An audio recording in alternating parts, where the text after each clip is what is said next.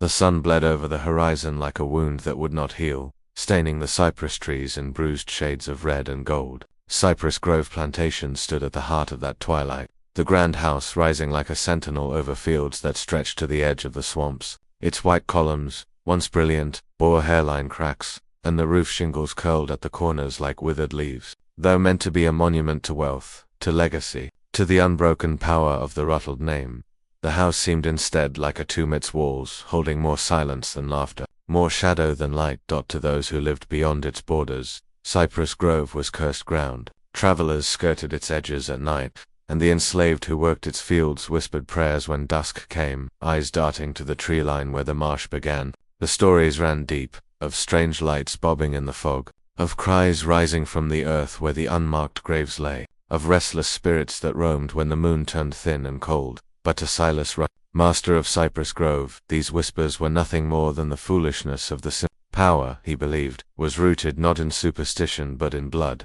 discipline, and wealth. His voice was law within the house, and it carried farther than the crack of any whip. And yet, his daughter, Catherine, knew differently. Catherine was 22 that summer. Though her slight frame and sickly complexion made her appear younger, she moved through the manor like a ghost of the living, pale gowns trailing behind her, coals pinned but never quite obedient. Her eyes grey as storm water betrayed the restlessness she tried to hide. She had been unwell for as long as she could remember. Doctors from Charleston came and went, prescribing tonics bitter as bile, leeches to bleed her hysteria, and powders that left her weak and trembling. Her father called it frailty of the body. The women of Charleston society called it unsuitability for marriage. Catherine herself knew it was something darker, something born not of the flesh but of the soul. At night, she heard voices, not whispers of servants or the groan of settling wood, but keening, hollow cries that rose from beneath the floorboards. At times they sounded like weeping, at others like the rattle of chains dragged across stone.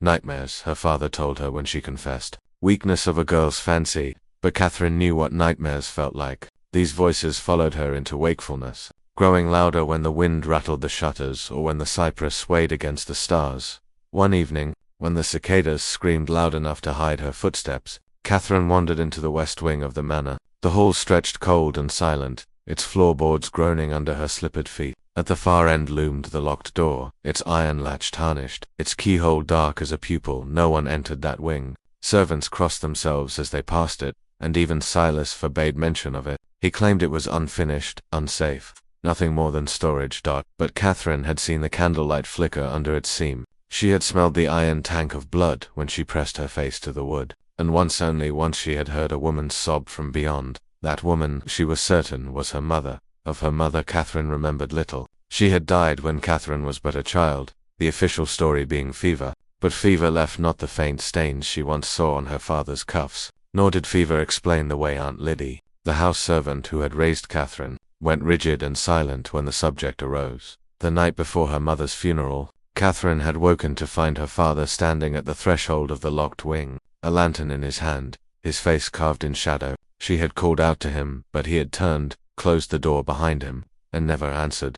Since then, the locked wing had pulsed in her imagination like a wound. It was not storage, it was not unfinished. It was a prison, a grave, or both. Among those who haunted Cypress Grove, none unnerved Catherine more than Harlan Pierce, the overseer, a tall man with a permanent sneer and a switchblade scar down his jaw. Harlan carried violence the way other men carried tobacco or pocket watches, always at hand, always ready. He walked the fields with a coiled whip and eyes that seemed to hunger for cruelty. When he returned to the manor, he carried on him the stench of sweat and iron, and Catherine could not stand the sound of his boots on the stairs. He treated the enslaved with merciless brutality, and Catherine often dreamed that he would one day turn the same cruelty upon her. Her father trusted him, perhaps more than anyone else. Aunt Liddy told Catherine stories when she was small, whispered in secret by the hearth when her father was away.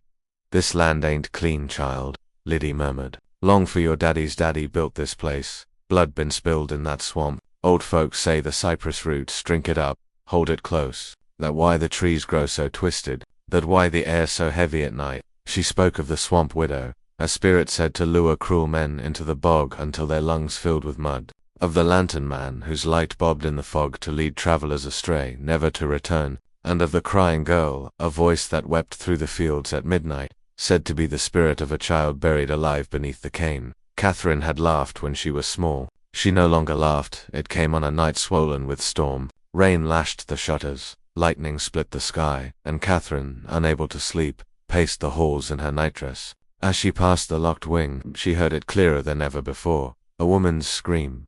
Her hand shook as she touched the latch. Lightning flared, filling the seam of the door with blue-white brilliance. And then, in that light, Catherine saw something seep from the keyhole, a thread of black smoke, curling, twisting, almost like fingers reaching toward her. She stumbled back, her heart hammering. When the thunder rolled, the smoke was gone, but the cry lingered in her ears. She fled to her chamber, whispering prayers she half remembered, unable to shut her eyes against the image of that black smoke clawing for her throat. The next morning, Silas found her pale and trembling over breakfast. "You wandered," he said, not a question but an accusation. "I told you never to step foot in the West Wing." "There was someone there," Catherine whispered. "Father, I heard her. I saw you saw nothing." His fist struck the table, rattling the china. "Do not test me, girl. Do not." His anger was enough to silence her lips, but not her heart. A week later, while riding along the edge of the swamp, Catherine glimpsed an old woman hunched in the reeds. Her hair was white as river foam, her eyes clouded but sharp beneath the fog. "You Silas's girl," the woman croaked. "I know that face." Catherine hesitated, the horse stamping nervously. "Blood bought this land," the woman hissed. "Blood keeps it. But blood must be paid back, and soon. The house knows, the ground knows. You hear it, don't you? In the walls, in your bones." Catherine felt the chill crawl through her veins. Before she could answer, the woman raised a withered hand. "Your daddy's sins ain't yours to carry, child. But they'll eat you whole if you let him. Best you run, for the swamp claims you too." The horse reared, nearly throwing her, and when Catherine blinked, the woman was gone, vanished into mist. That night, the house itself seemed alive. Doors groaned, though no wind touched them. The lamps guttered, shadows stretching long like talons across the floor. Catherine sat in her chamber, clutching her rosary, when she heard the voice again. Not weeping this time, whispering. She crept into the hall, bare feet cold on the wood. The locked door loomed, and from its seam spilled not smoke this time, but light red pulsing, like the glow of coals. "Catherine," her mother's voice. She knew it as surely as she knew her own. "Help me." Her hand touched the latch. It was hot, searing her skin, but she did not let go. She pulled, and the door shuddered, groaned, and began to open. Behind it, darkness deeper than night, and within that darkness a figure chained to the wall, her face hidden in shadow. Blood ran like ink down the boards, and dozens of eyes blinked from the ceiling beams. Catherine screamed. The door slammed shut, nearly crushing her fingers, and she collapsed to the floor as the house shook with silence. When dawn broke, the door was once again locked, the hall empty. No trace of blood or eyes or chained figure, but Catherine knew what she had seen, and she knew Cypress Grove was not just her father's domain, it was alive. The summer heat had settled over Cypress Grove like a living thing, pressing its weight into every crack of the earth and every breath of air. The plantation house, with its gleaming white columns and carefully polished floors, seemed to glow in the sun, but inside the walls, the heat clung like damp linen. Catherine Ruttles stood at one of the veranda's edges, her pale hands clutching the railing as she gazed toward the endless expanse of fields beyond. The rice paddies glistened with stagnant water, reflecting the sky in fractured, shimmering fragments. Bent figures moved slowly through the flooded earth, their bodies glistening with sweat, their backs stooped from endless labor. The cicadas screeched in the trees, so loud that Catherine felt her skull vibrating with their song. Gnats and flies swarmed in clouds above the stagnant waters, catching the light like flecks of dust. From a distance, Cypress Grove looked prosperous, alive, thriving, strong, but Catherine felt none of it. She felt only the choking silence that lingered between the cries of the cicadas, the stillness that settled when the air grew too heavy, and at night she felt something else entirely. The first time Catherine noticed the lights, she thought them lanterns. She had been pacing her room long after midnight, restless, her chest tight with a nameless dread. The moon hung low and weak in the sky, its silver light struggling through drifting clouds. When she pressed her forehead against the cool glass of her window, she saw them small bluish orbs, drifting lazily between the rows of rice. They pulsed faintly, like dying stars. One bobbed low to the surface of the water, dimmed, then flared bright again. Catherine held her breath, her eyes straining. No figures moved beneath them. No overseer carried those lights. They hovered of their own will, glowing with unnatural calm before winking out. swallowed by fog. She clutched her shawl tightly around her shoulders and backed away from the glass. She told herself it was nothing, tricks of tired eyes. The shimmer of moonlight caught on water, but deep inside, something whispered otherwise. Something told her the land was stirring, and it was not done. Not the following morning. The body of a boy no older than 14 was found floating in the paddy water, his face pale, his mouth filled with mud. His eyes stared skyward as if frozen in terror. The overseer Harlan dismissed it as weakness. The boy must have fainted in the heat, he said. They're not made to last long. But Catherine could not shake the thought of those lights drifting above the fields, as though they had been watching him. Waiting that night, unable to bear her own silence, Catherine slipped into the slave quarters. The air smelled of wood smoke and sweat, the faint scent of herbs burning in small clay bowls. Shadows danced on the rough walls, and the people inside spoke in hushed voices. She lingered just outside the doorframe, her ears straining to catch their words. "They be haints in the rice water," a woman's voice whispered. "Them that drown, they don't rest easy. They pull the living down with 'em."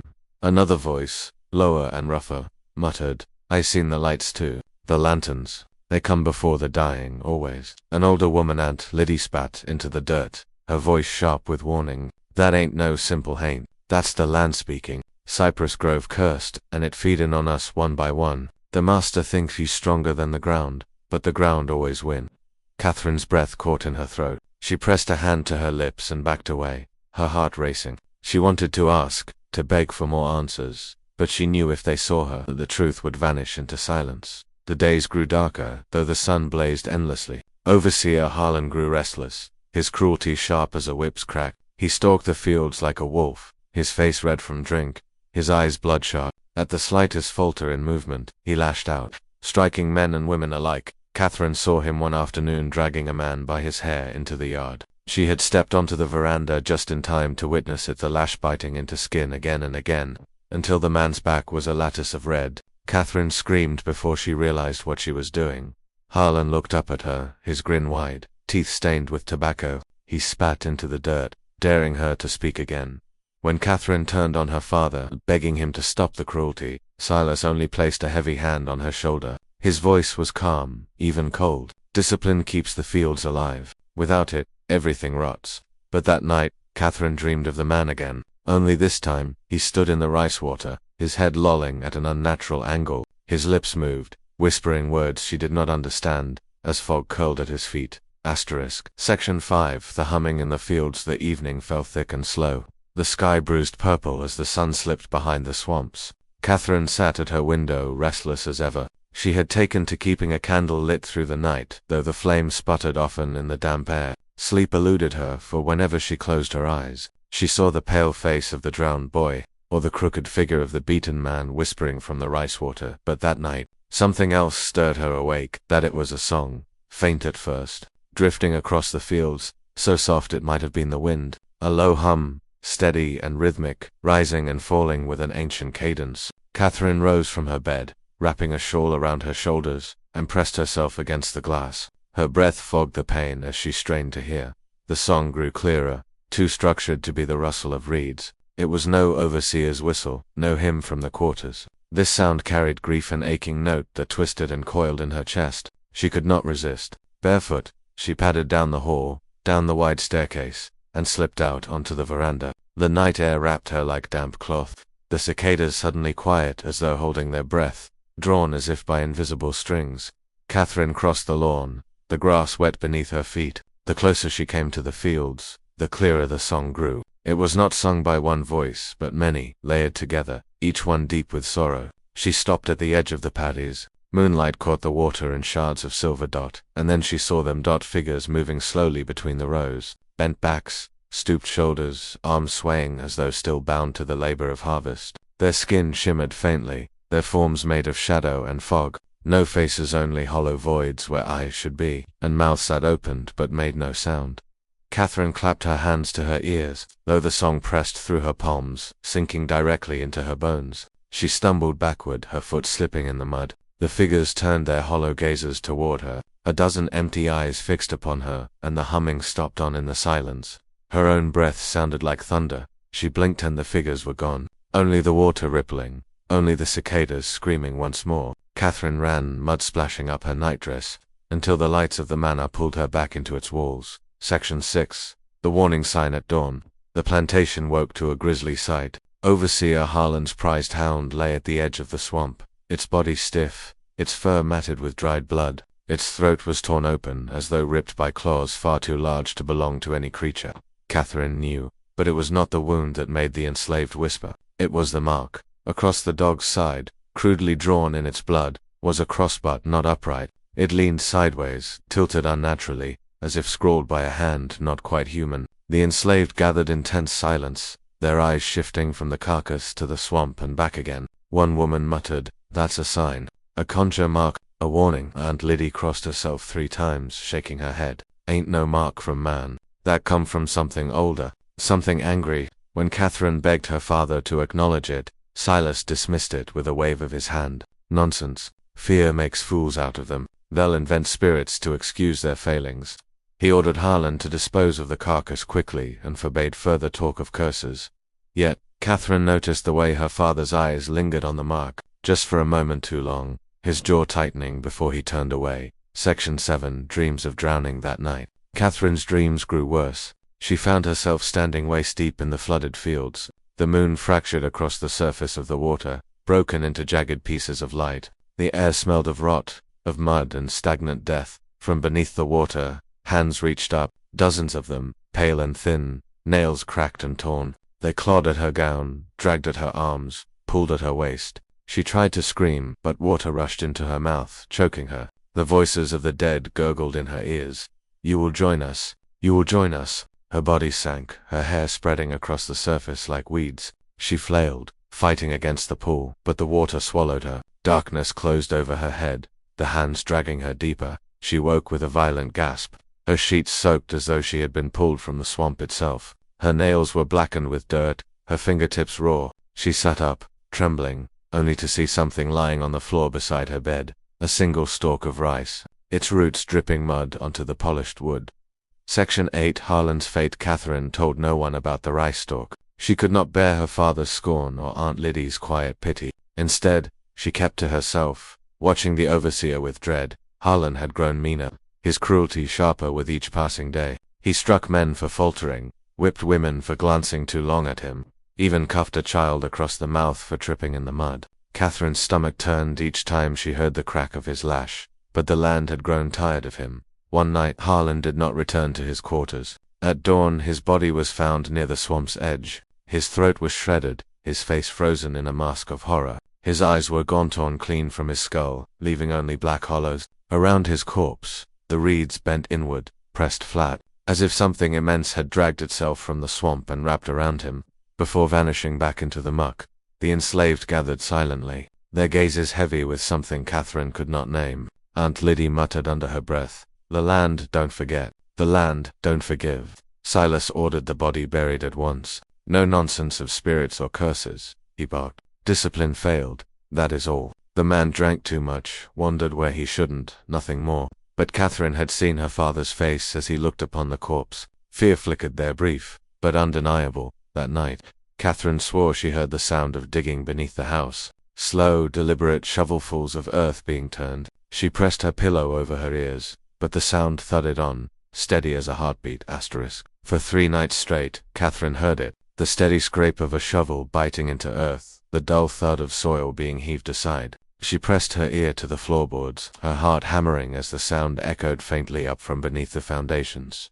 On the 4th night, curiosity overcame her fear. She took a lantern, wrapped herself in a shawl, and crept down to the cellar. The air was damp, smelling of mold and stone. Her light flickered weakly against the walls, casting shadows that seemed to breathe. She knelt, pressing her palm against the dirt floor. For a moment there was only silence. Then scrape, a hollow groan of shifting earth directly beneath her hand. Catherine yanked her hand back as if burned. Her lantern sputtered, nearly going out. She stumbled backward, her breath ragged, and fled up the stairs, slamming the cellar door shut behind her. She told herself it was rats, or the house settling, or the tricks of her frayed mind. But deep down, she knew something was tunneling upward, something buried that wanted to rise. The lights returned in greater numbers after Harlan's death. Catherine saw them first from her window, bobbing lazily between the rows of rice, pale blue and white, dozens of them weaving in the mist. They moved not with the wind, but with intent, as though searching. Drawn once more against her will, she stepped out into the night. Her slippers sank into mud as she approached the paddies, the chorus of cicadas abruptly falling silent. The lights hovered close now, just above the surface of the water. One drifted near her, and for a moment she saw a face within it, bloated, pale, with empty sockets where eyes should have been. It opened its mouth in a silent scream before bursting into mist. She staggered back, but more lights gathered, circling her, their faint glow reflecting in her wide eyes. They pulsed as one, beating like a heart, and then, together, they sank beneath the surface of the water, vanishing in ripples that spread across the paddy. The water stilled, silence returned, and Catherine realized she had been standing in the exact place where the boy's body had been found. Desperate for answers, Catherine sought out Aunt Liddy the next day. She found the old woman grinding herbs outside the quarters, her dark eyes sharp as they flicked to Catherine. "You've seen em lights, ain't you?" Aunt Liddy said before Catherine even spoke. "Ain't no mistaking the look on your face." Catherine nodded, her lips trembling. "What are they?" Liddy spat into the dirt. "Them's souls, child. Souls can't rest. The land drinking em up, spitting em back. Too much blood been spilled on Cypress Grove. Ground don't forget, ground don't forgive. But why me?" Catherine whispered. "Why do they show themselves to me?" Liddy's gaze softened, but only slightly. "'Cause you see, most close their eyes, pretend it all just work and harvest. But you look, you hear, that's why they comin' for you. They callin' you to witness." Catherine's skin prickled. She wanted to deny it, to shove the truth away. But the stalk of rice by her bed, the digging in the cellar, the lights over the water, none of it could be ignored. Catherine's father grew more withdrawn after Harlan's death. He shut himself in his study for long hours, poring over ledgers and maps, his brow furrowed. One evening, Catherine crept to the door and listened. She heard him muttering, not in prayer, but in something that sounded like pleading. His voice cracked low, the words spilling in fragments. "I gave them what they asked. The ground should be satisfied. It should be enough." Catherine froze. Who was he speaking to? Who had asked? The door creaked suddenly, and Silas's shadow loomed. Catherine barely had time to flee down the hall, her breath ragged. She pressed herself against the wall until her heart slowed, her father's words still echoing in her skull. He had bargained with something tied to the land, and the land was not finished collecting its due. The next week, Cypress Grove erupted in chaos. Screams tore through the night, pulling Catherine from her restless sleep. She ran to the veranda, lantern in hand. Across the fields, fires glowed, frantic blazes where the quarters stood. Figures ran in panic, their shadows twisting. From the swamp, a sound rose, low at first, then swelling into a roar that shook the ground. It was not animal nor human, but something in between. Layered voices shrieking at once stopped through the flames and the smoke. Catherine saw wrong, crawling on limbs too long, their bodies shifting like mist. They moved through the quarters, and wherever they passed, screams ended abruptly. She stumbled backward, clutching her shawl, unable to tear her eyes away. The enslaved scattered like birds before a storm, but the shapes followed relentlessly, and then, silence. The fires smoldered, the swamp hissed, and the figures vanished as if they had never been. Only the bodies remained, sprawled in the dirt, their faces twisted in silent terror. Catherine fell to her knees on the veranda, shaking violently. She understood then what Aunt Liddy had meant. Cypress Grove was cursed, not by chance but by design. Her father had fed the land with blood, the overseers, the dogs, even the enslaved, all sacrifices, all offerings, and the land was never satisfied. It wanted more. And now, it wanted her. That night she returned to her room to find muddy footprints across her floorboards. They led to her bed. She followed them with trembling steps, only to find the sheets soaked through with swamp water, the pillow crawling with black reeds. She collapsed against the wall, clutching her head. There was no escaping it. Cypress Grove had claimed her, just as it had claimed all the others. That night Catherine dreamt again. Her mother stood at the foot of her bed, her nightgown drenched as though she had been pulled from the swamp. Her hair hung in wet ropes, her face pale as the moon. "Catherine," she whispered, voice like water trickling through reeds. "Your father has given too much, and not enough. The land is greedy. It will take you next." Catherine sobbed in the dream, reaching for her, but her mother stepped back, shaking her head. "Do not trust him. Do not follow him. The ground is open beneath your feet." Her eyes filled with mud, pouring down her cheeks like tears. "Run, child. Run before the soil swallows you whole." Catherine woke screaming, her sheets tangled and wet as though she had been dragged through water herself. The smell of swamp hung heavy in her room. The next evening, Catherine sought out Aunt Liddy once more. She found her outside the quarters, gathered with several others. They sat around a fire, their faces solemn, their voices low in rhythm. Catherine lingered at the edge, hesitant. One of the younger men looked up, his eyes narrowing, but Liddy motioned for her to sit. They spoke of the old ways, of spirits tied to the land, of bargains struck by white men desperate to hold power. The fire popped and hissed, as one woman recounted the tale of the Hollow One's figures that came from the swamp at night, walking on too many limbs, feeding on breath and bone. "They don't come less," they called, said the young man, his voice trembling. "Ain't no beast of nature. They come when the ground been promised flesh." Catherine shivered. All eyes turned to her, as though they knew her father had made the promise. Liddy spoke last, her voice flat and final. "The land don't want him no more. It wants you." Unable to contain her fear, Catherine followed her father one night when he slipped from the manor with a lantern. She kept her distance, the reeds swallowing her footsteps, until he reached the clearing near the swamp. There, Silas knelt before a crude altar of stones. Upon it lay bones animal, perhaps human. It was impossible to tell. He whispered fervently, cutting his palm with a knife and letting the blood drip onto the stones. "Take this," he murmured. "Spare her. Spare my Catherine. Take what you will, but not her." Catherine's breath caught. Her father was begging something unseen, something that answered with silence. The swamp rippled. A shadow moved across the water, larger than any beast she knew. Silas bowed low, his body trembling. Catherine backed away, her heart in her throat. Certain the thing in the water had turned its gaze upon her, she fled before the ritual ended. But the image of her father bleeding onto the stones burned into her mind. For several nights after, Catherine heard footsteps above her room. At first she thought it was her father, pacing the hall, but one night she gathered her courage and climbed the stairs to the attic.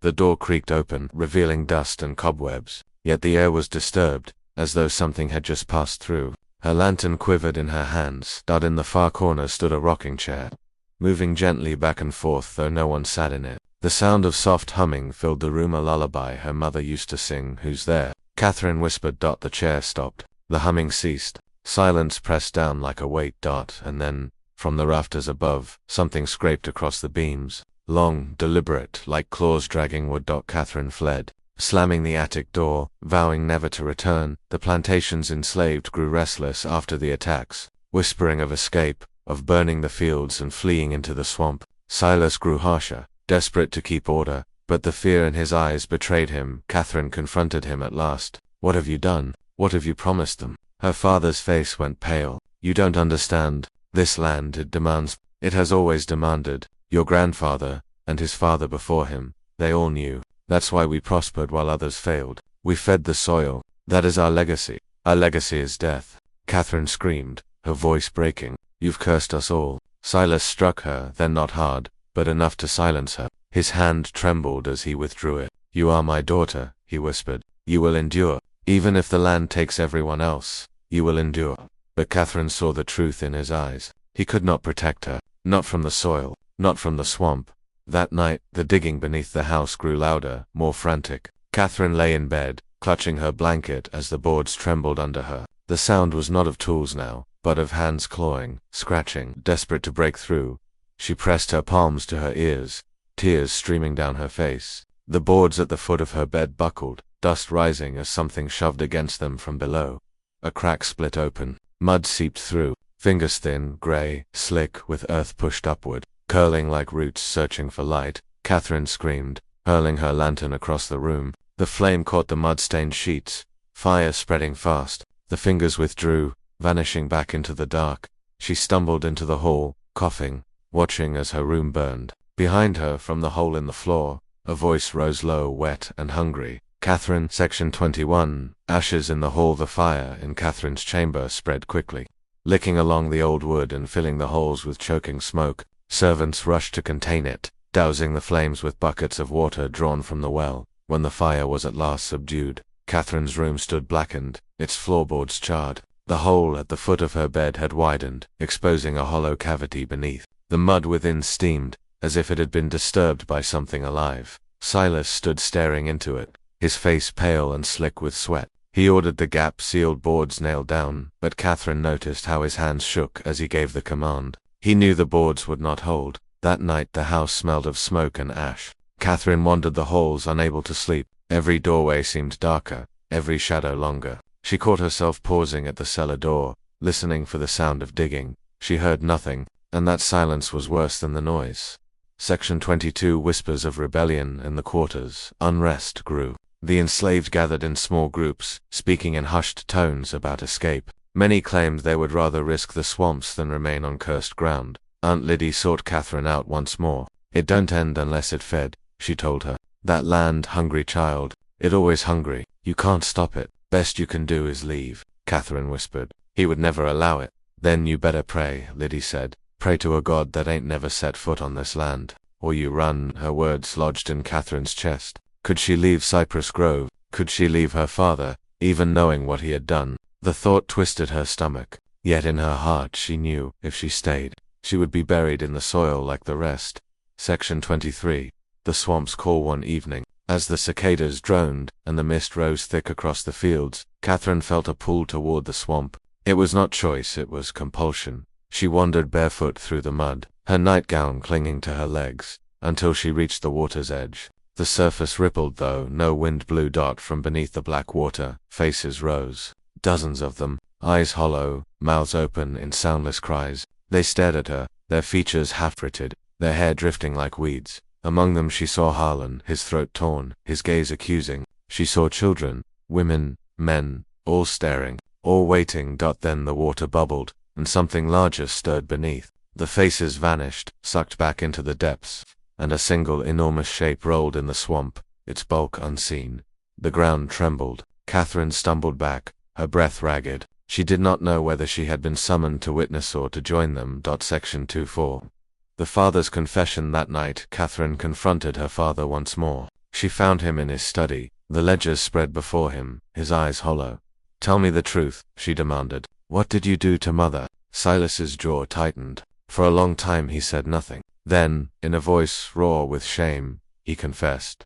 "Your mother was the first. When the harvest began to fail, I was told what must be done. The land would not bear fruit unless it drank blood. She was sick, frail. I thought," his voice broke, "I thought if I gave her, it would end there. But the land only grew hungrier." Catherine staggered back, nausea clawing her throat. "You murdered her." "I saved us," he hissed. "I saved you. Without this plantation, you are nothing. Without this land, our name is nothing. I would give the soil anything to keep you safe." But Catherine knew the truth. His sacrifice had not saved her. It had marked her. Section 25. The awakening. That night, the house itself seemed to shudder. Floorboards groaned, walls cracked, and from beneath the manor came the sound of 1,000 hands clawing upward. Catherine fled into the hall, screaming as mud poured from the seams of the floor, thick black water rising around her ankles. The enslaved outside wailed, their cries mingling with the booming voice of the swamp. The earth split open beneath the plantation. Cypress Grove trembled as though the ground itself had come alive. Silas stood in the doorway of his study, arms raised, shouting over the din, "Take me, take all of it, spare her." But the soil did not answer with mercy. A fissure split beneath him, and he was dragged screaming into the dark, swallowed whole. Catherine fell to her knees, the flood of mud and reeds swirling around her. She felt the cold touch of fingers at her skin, pulling, grasping, claiming. She screamed her mother's name. The house groaned once more, then collapsed into silence, and Catherine realized Cypress Grove had awakened. Section 1. The silence after the collapse. When dawn broke over Cypress Grove, the world was still. The plantation house stood fractured, its beams sagging as if exhausted by the night's violence. Smoke drifted from the scorched chamber where Catherine had once slept. The fields lay untouched, yet they too seemed hushed, as though the land itself held its breath. Catherine staggered through the hall, her bare feet caked with dried mud. Her father's voice no longer thundered within these walls. His study door hung open, papers strewn like autumn leaves across the floor, but Silas was gone, swallowed by the very soil he had served. The enslaved gathered at a distance, their faces wary, their bodies tense with the memory of screams. They did not speak to Catherine. Some turned away when her eyes sought theirs, for though they pitied her, they also feared her. She bore the mark of the land now, whether she wished it or not. Section 2. Catherine's weight. Catherine retreated to the veranda, staring across the endless rows of rice. The swamp shimmered under the morning sun, deceptively calm. Yet every breath she drew was thick with the taste of decay. Her body felt heavy, heavier than ever before, not merely from flesh, but from something unseen pressing down on her shoulders. Each step made the floor groan beneath her. Each glance toward the fields filled her with the sensation of being watched. Whispers rode the wind, low and insistent. At first, she thought them voices of the enslaved in prayer, but when she leaned closer to listen, she realized the whispers came from the soil itself. They rose from the roots, curling through the wood of the house, into her very bones. "You are ours," the earth murmured. "Your blood, your body, your weight will feed us." Catherine clutched her ears, trembling, but the whispers burrowed deeper still. Section 3. The Overseer's Ghost. And the third night after Silas vanished, Catherine awoke to the sound of boots pacing the corridor. She sat up, heart thudding, clutching her candle. The steps halted outside her door. Then came a knock, slow, deliberate, her throat tightened. "Who's there?" And no answer, only silence. Gathering her courage, she opened the door. The hall stretched long and empty, shadows flickering, yet on the floor, wet prints glistened in the candlelight boot marks. Leading toward the stairs, she followed them, trembling, until she reached the veranda. There, slumped against the railing, was Overseer Harlan. His throat gaped open, his face bloodless. His eyes, once gouged from their sockets, now burned faint blue, casting eerie light against the night. "You let it happen," he rasped, voice gurgling through the torn wound. "You watched while it took me." Catherine staggered back, shaking her head. No, but before she could finish, Harlan's form collapsed into reeds and swamp water, splattering across the veranda before vanishing. The boot prints remained. Section 4. Legacy unveiled. The next day, Catherine forced herself into her father's study, determined to uncover his secrets. Dust and ash still clung to the shelves. His ledgers sprawled across the desk, filled not only with accounts of harvest and labor, but with darker note symbols scratched into the margins. Strange sigils written in both ink and blood. At the back of the drawer she found a leather-bound book, brittle with age. Inside were records from generations past, written in the same hand that governed the Rutteld estate. Names, dates, offerings. Each entry told the same story. A life taken, a harvest saved. The truth sank like a stone into Catherine's gut. This was not her father's madness alone. It was legacy. Every Rutteld before him had struck the same bargain, feeding the soil with flesh to ensure wealth and survival. Her mother's death had been only one more entry in the family's ledger. Catherine pressed the book to her chest, her breath ragged. She was heir not to wealth, but to a curse. Section 5. The first warning. That evening, as the sun sank blood-red beyond the trees, Catherine sat in her ruined chamber. The boards her father had ordered nailed shut groaned and pulsed beneath her, as though something still writhed in the hollow below. From the corner of the room, a shadow gathered. It grew long and tall, until it took the shape of a woman. Catherine's candle trembled, nearly extinguished. That it was her mother, or what was left of her. That the figure swayed forward, eyes hollow, mouth filled with dirt. Her voice was a rasp of soil and wind. "Daughter, you carry the weight. The land is never full. It will drag you down as it dragged me." Tears blurred Catherine's eyes. "How do I stop it?" she begged. Her mother lifted one skeletal hand and pointed toward the swamp. "The roots know. The water knows, but once you walk that path, you cannot turn back." The figure dissolved into smoke and earth, leaving Catherine sobbing in the dark. That night the earth would not rest. Catherine lay in bed, her sheets damp with sweat, as the floor beneath her seemed to swell and sink like a living chest. Drawing breath, she sat upright, clutching the edge of the mattress. The nails that sealed the boards at the foot of her bed squealed as if being pried loose from below. One by one, they shuddered upward, driven out by invisible hands. A smell rose with the shifting boards, so damp, unmistakably of rot. Catherine froze. She knew if she cried out, no one would come. She was alone now, her father gone, her mother dust, the enslaved too terrified to enter the house. Slowly she reached for the candle. Its flame trembled as the last nail popped free, and the plank lifted. From the black hollow beneath, a draught of wet, warm air spilled into the room. And with it, a voice, low, endless, a chorus of soil. "Down, come down." Catherine could not resist. Barefoot, she stepped onto the loose board and peered into the hollow. Beneath the house stretched a crawlspace of tangled roots and damp earth. The roots twisted like veins, pulsing faintly with a light that seemed to come from within. Her body moved without her consent. She lowered herself through the opening, her nightdress dragging against splinters, her skin smeared with mud. The roots curled around her wrists and ankles, not painfully, but with guidance, as if welcoming her deeper. She crawled forward, drawn by that dim glow. The passage stretched impossibly long, far longer than the house itself. She moved on hands and knees until her nails bled, the whispers growing louder. Finally, the tunnel opened into a cavern beneath the swamp. Water dripped from the ceiling, collecting in black pools, and in the center rose a tree unlike any Catherine had seen. Its trunk was bloated and gnarled, its bark slick with moss, its roots spread outward like a web. Faces bulged within the wood, frozen expressions of anguish, mouths open in silent screams. The roots pulsed, the whispers boomed. Catherine dropped to her knees before the tree, trembling. The tree spoke, not with one voice, but with many. "We remember you, ruffled child. Your mother feeds us. Your father feeds us, all your blood before you. You are ours." Catherine's breath hitched. She dared not raise her eyes to the faces in the bark, but she felt their stares burning into her. She whispered. The tree groaned, its roots shivering. "Because you carry the weight, you were shaped to bear us. Your body, your hunger, your shame, their offerings. You will be the next vessel." Catherine's stomach twisted. She pressed a hand against herself as if to hold her flesh in. She remembered the whispers in her chamber, calling her heavy, calling her soil. "No," she cried, "I will not." The tree's roots tightened around her wrists, drawing blood. The faces writhed in the bark, and a chorus of laughter filled the cavern. "You have no choice."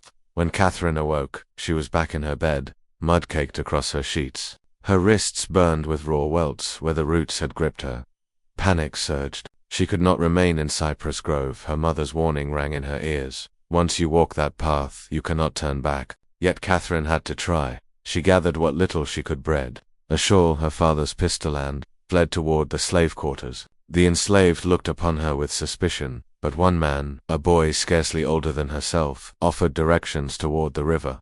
"Don't stop till you hear the frogs quiet," he whispered. "That's where the swamp don't breathe." She ran through the night, branches clawing her arms, mosquitoes stinging her flesh. Her weight slowed her, each step sinking deep into the mud. Still she pressed on, gasping, heart hammering with hope. But when she reached the riverbank, she froze. The water stretched black and endless, and standing in the current, half submerged, was Silas Ruttles. His face was pale, bloated, his eyes hollow, sockets filled with mud. He lifted one arm, pointing back toward the plantation. "You cannot leave." The swamp erupted with screams. Catherine collapsed, shrieking, her pistol falling into the water. Silas's form dissolved into reeds, leaving only ripples behind.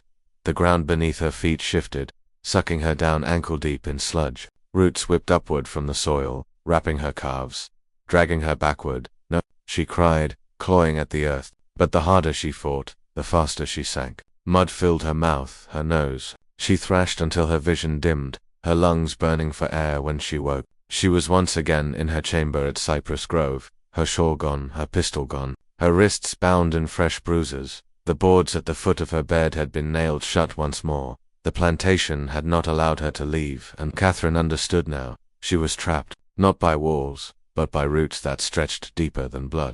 Section 11. The silent house. The days that followed were silent. No birds, no crickets, no sound of wind against the shutters. Cypress Grove seemed to hold its breath. Catherine drifted through the halls like a ghost. Each portrait of her ancestors seemed sharper, their eyes more accusing. At night, the creak of the floorboards no longer startled her. She had come to expect them, as though the house itself walked in circles above her head. But one thing gnawed at her. She had seen her father in the river. She had seen his drowned face, his hollow eyes. And yet, in the dead of night, she heard his footsteps pacing the corridor outside her chamber. Every time she threw the door open, nothing waited but the long hallway, dark and endless. Section 12. The voice behind the wall. One evening, she pressed her ear to the wall near her bed. The wood was warm, vibrating faintly. Then, a voice, not whispering, speaking clearly. "Catherine." Her blood ran cold. She stepped back, shaking her head. The voice continued, "You belong to me. You will carry me. I live in you now." She slammed her fists against the wall, screaming, "Leave me alone." But the wall groaned as if in laughter, a deep sound like timber cracking under weight. When morning came, the wallpaper had bubbled and peeled. Beneath it, carved into the wood, was her name. Section 13. The weight of flesh. Her body began to change. The weight she carried, once mocked and whispered about, became unbearable. Her belly swelled, her skin stretched, though she ate almost nothing. She stared at herself in the mirror, horrified. It was not pregnancy, not hunger, but something else, something inside her, pressing outward, straining her flesh as though eager to burst free. Her hands trembled as she traced the bulge of her stomach. Beneath the skin, something shifted. Slowly, deliberately. Catherine screamed. Section 14. The midwife's secret. Desperate. She summoned an old midwife from the enslaved quarters, a woman called Aunt Marjorie. Bent and wrinkled, Marjorie entered the chamber with eyes clouded white from cataracts, yet her gaze pierced Catherine's soul.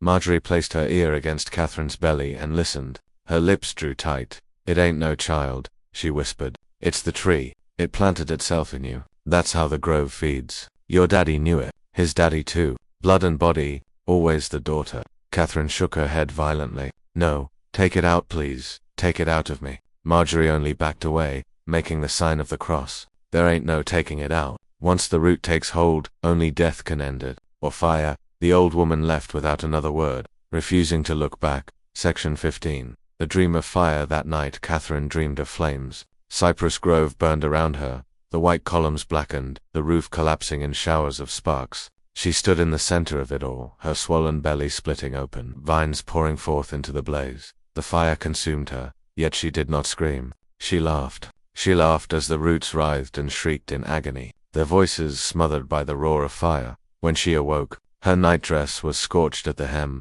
though no candle had fallen. No spark touched her. Section 16. The father's bargain. The following evening, Catherine awoke to find her father sitting at the foot of her bed, Silas ruttled whole, breathing, his skin pale but intact, his eyes burning with cold fire.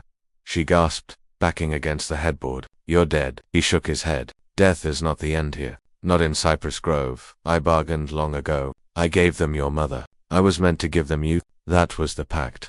Catherine's stomach lurched. "You, Silas," raised a hand. "I did it for the legacy. Our blood feeds the land, and the land feeds us. Without it, the Ruttled name crumbles." "You sold me," she screamed, his face twisted in grief, yet his eyes betrayed no regret. "Better you than the name. Better you than everything." Section 17. The blood offering. At dawn, Catherine awoke in the parlor, her body dragged there in her sleep. The walls dripped red, though no wound marked her. On the table lay a silver basin, filled with blood. Her blood, a voice, not her father's, but the swamp itself, thundered, "Drink, and bind, refuse, and rot."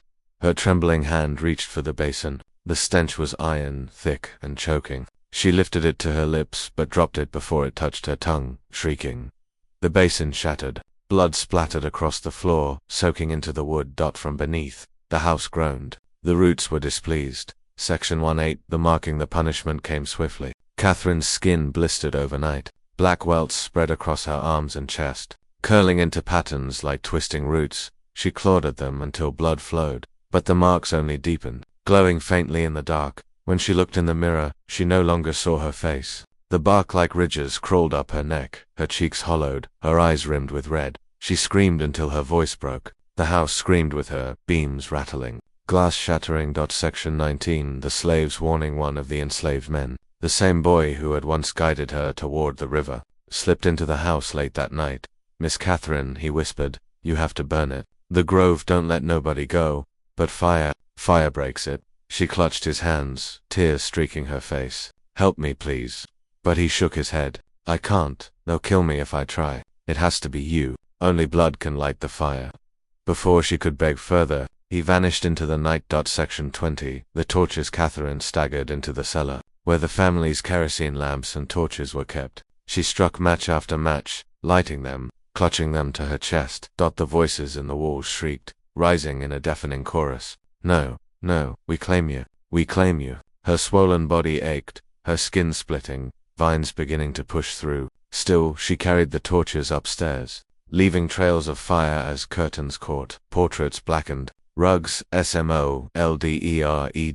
The house wailed as if alive. Section 21. The roots. Revenge. As the fire spread, the floor buckled. Roots exploded upward through the boards, thick as serpents, lashing and coiling. One wrapped her throat, lifting her into the air. She gasped, the torch slipping from her hand. But with her last breath she seized another torch from the floor and pressed it against the root, choking her. It shrieked, splitting open, dropping her onto the blazing rug. She crawled, coughing, flames blistering her skin. The faces in the walls screamed, ancestors burning alive within the timber. Section 22. The final choice. At the heart of the blaze, she reached the grand hall. The family portrait loomed, Silas's painted eyes watching, her mother's face pale with despair. Below it stood the great root, splitting the marble floor. Thick and beating like a heart, she stumbled forward, torch in hand. Her belly writhed, vines pushing through her skin, tearing at her from within. The root whispered, "Spare yourself. Let us grow. Be the vessel," she screamed, plunging the torch into the root's core. Section 23. The plantation roared.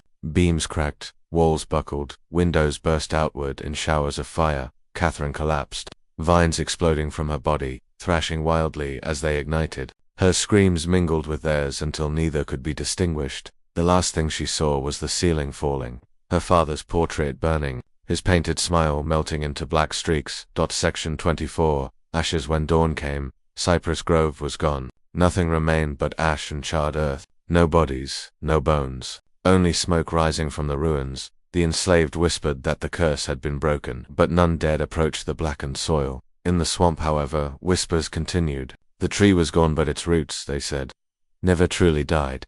Section 25. Legacy. Years later, travelers claimed to hear weeping in the ruins. Some swore they saw a woman wandering the ash, her body cracked with glowing lines like embers, her swollen belly dragging, vines trailing behind her. They said she called herself Catherine, but she no longer spoke as a woman. She spoke with the voice of the grove, and Cypress Grove Plantation lived on in her body, in her blood, forever. Decades passed. Cypress Grove Plantation became nothing more than a scar on the South Carolina soil. Locals avoided the land, calling it cursed. Grass refused to grow. Animals shied away from its edges. Children who wandered too close swore they heard voices calling from beneath the ground, whispering their names in a language no preacher could silence. Yet not all stayed away. The Ruttled name was not finished. A distant cousin, Thomas Ruttled, a lawyer from Charleston, came to the ruins one autumn evening. He carried papers of inheritance, a deed signed and sealed with the family crest.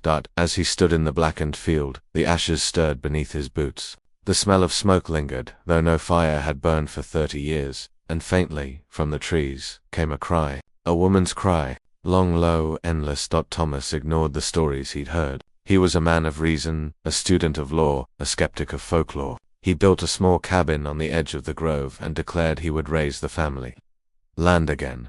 But blood remembers.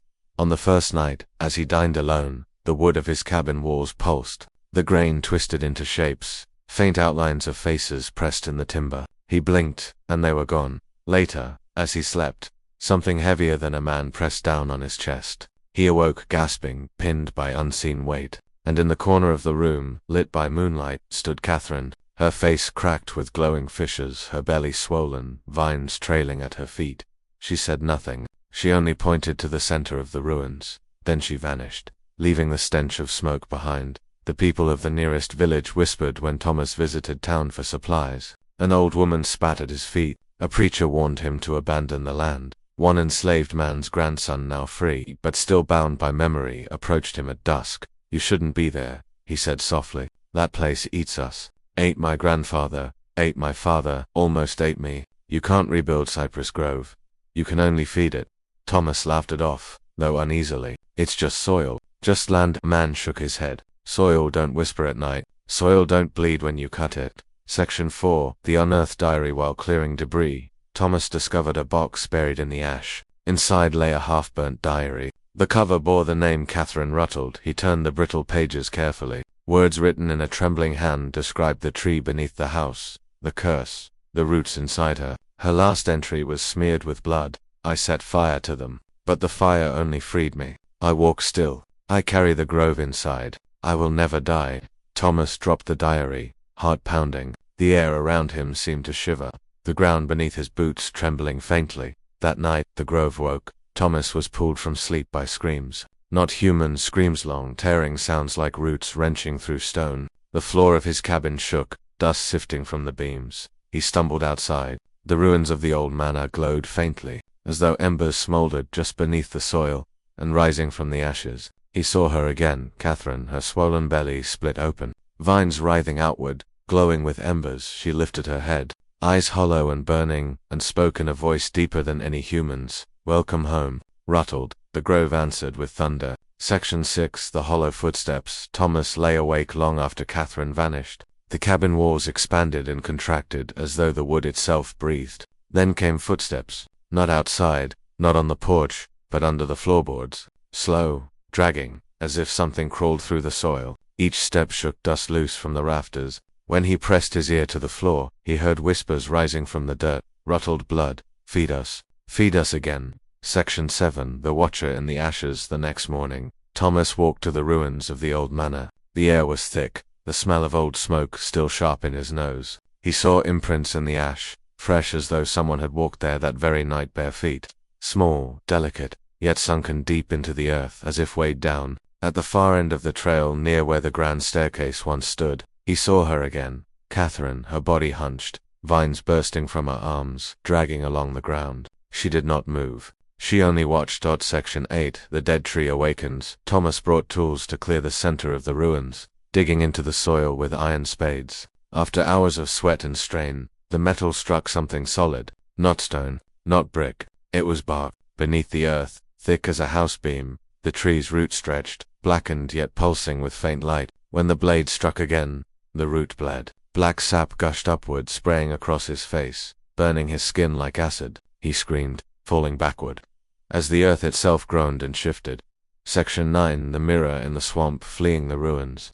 Thomas stumbled into the swamp. The stagnant water reflected his pale, sweat-drenched face, but as he leaned closer, the reflection changed. His features warped, his eyes darkened, his mouth split with vines that grew from his throat, and beside his reflection stood Catherine, her cracked hands resting on his shoulder. He spun around. No one was there. Yet when he looked again, the water rippled with laughter. Section 10. The village children. News spread that Thomas lived on the cursed land. Children from the nearby village dared each other to creep close at night. One group claimed they saw a woman glowing in the dark, her belly split and writhing. Another boy swore he heard babies crying in the wind, though no children lived near. The bravest child returned at dawn, his hair white as snow, his eyes blank. He never spoke again.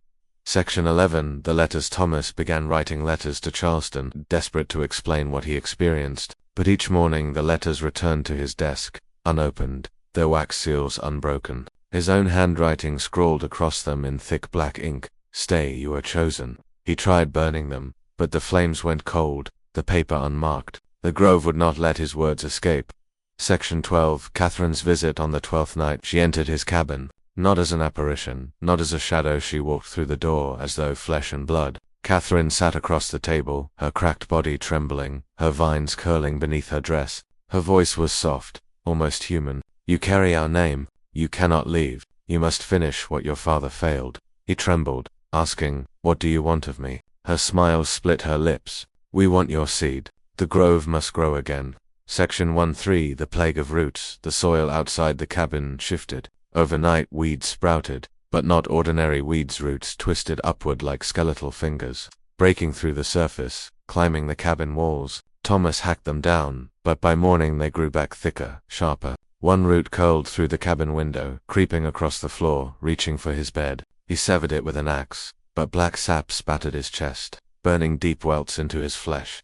Section 14. The Dream of the Cradle. He dreamed of a nursery filled with cradles, each cradle rocked by unseen hands. Within them lay infants, their skin bark, their mouths vines, their eyes glowing with fire. Catherine stood among them, singing a lullaby in a language older than words. As she sang, the infants opened their mouths wide, wider than humanly possible, until their screams filled the room. Thomas awoke with blood dripping from his ears. Section 15. The Stranger at the River. One morning, while fetching water, Thomas found a stranger at the riverbank, a tall man in ragged clothes, his face hidden in shadow. The stranger warned him, You must burn the land, boy, burn it till nothing but bone remains. Thomas begged for help, but the man only shook his head. You can't fight it with hands, only blood and fire. When Thomas looked down at the water, the stranger had no reflection, and when he looked up again, the man was gone. Section 16. The House Rebuilt Against Reason.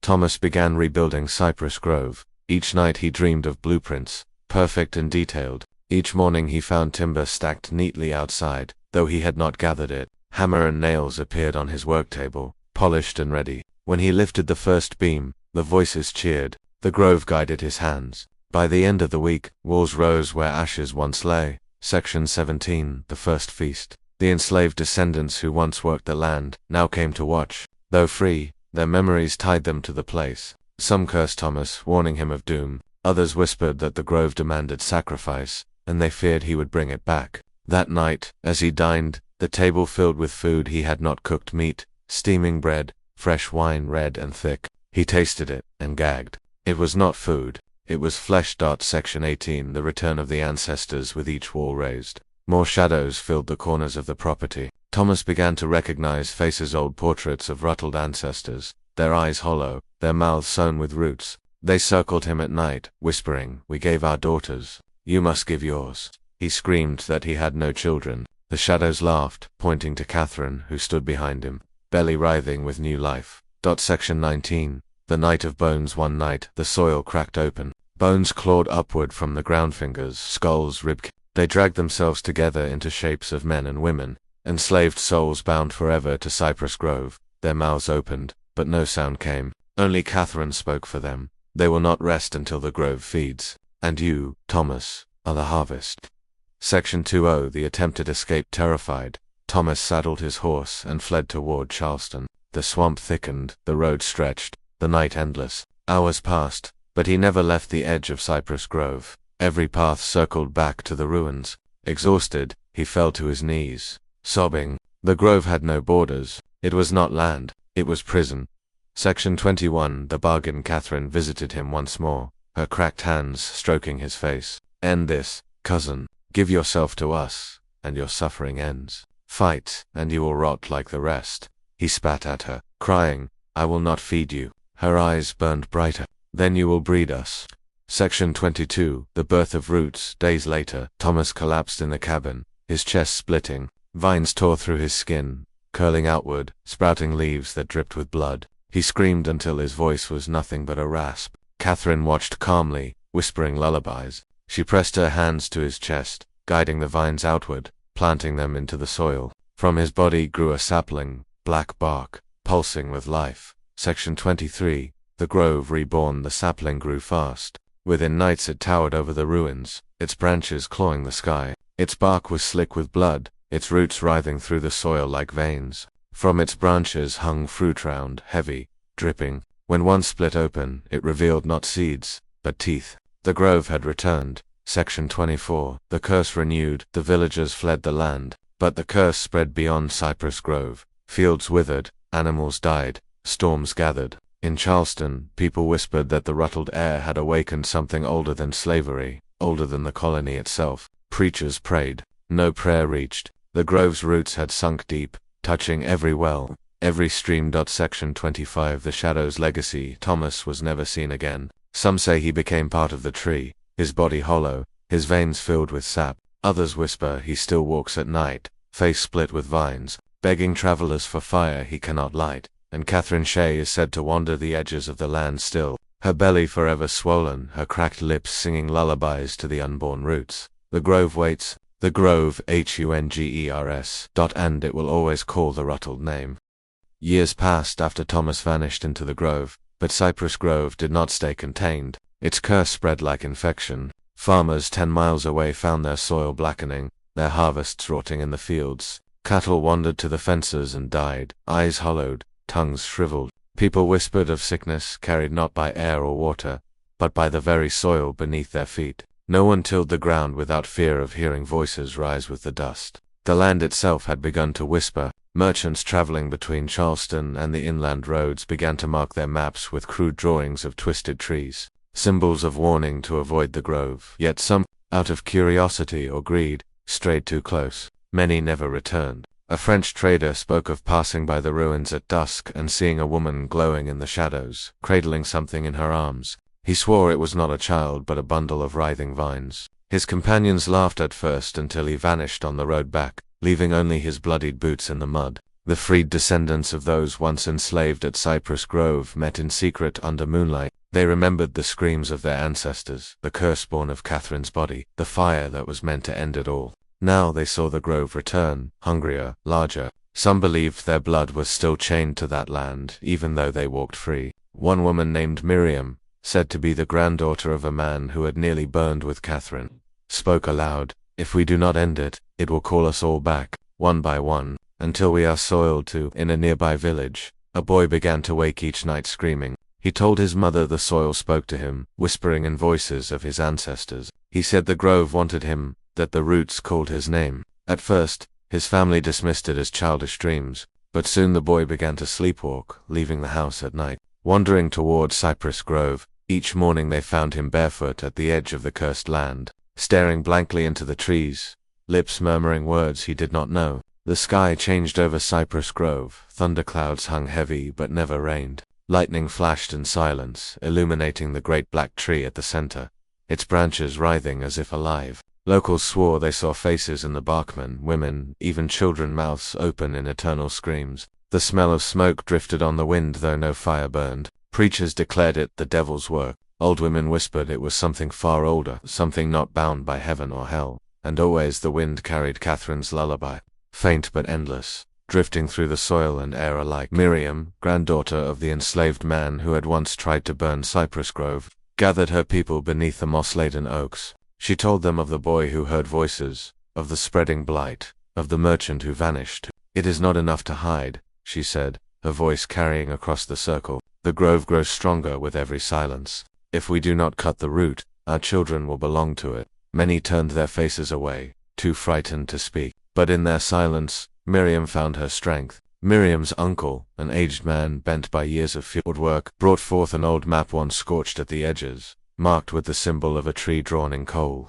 It was the same map passed down by those who had escaped Catherine's fire. The marks showed tunnels beneath the grove, roots that reached far beyond the plantation. The fire never touched the root, the old man whispered. "It still feeds. It still remembers." Miriam traced the black lines with trembling fingers, understanding that the grove was no longer a place. It was a living memory. The boy from the village grew pale and hollow. He refused food, staring endlessly at the earth. When asked what he saw, he answered in a voice not his own. "Catherine waits. She carries the womb of the soil. She will feed until the earth itself is her child." The words silenced the room. The boy did not blink. His mother wept, clutching him tight, but he only stared at the ground as though the roots below were more real than her arms. A preacher arrived at the village, claiming he had seen visions of Cypress Grove while on his knees in prayer. He carried no Bible, no cross, only a blackened stump of wood wrapped in cloth. When asked to speak, he said little. Only, "What grows there cannot be prayed away.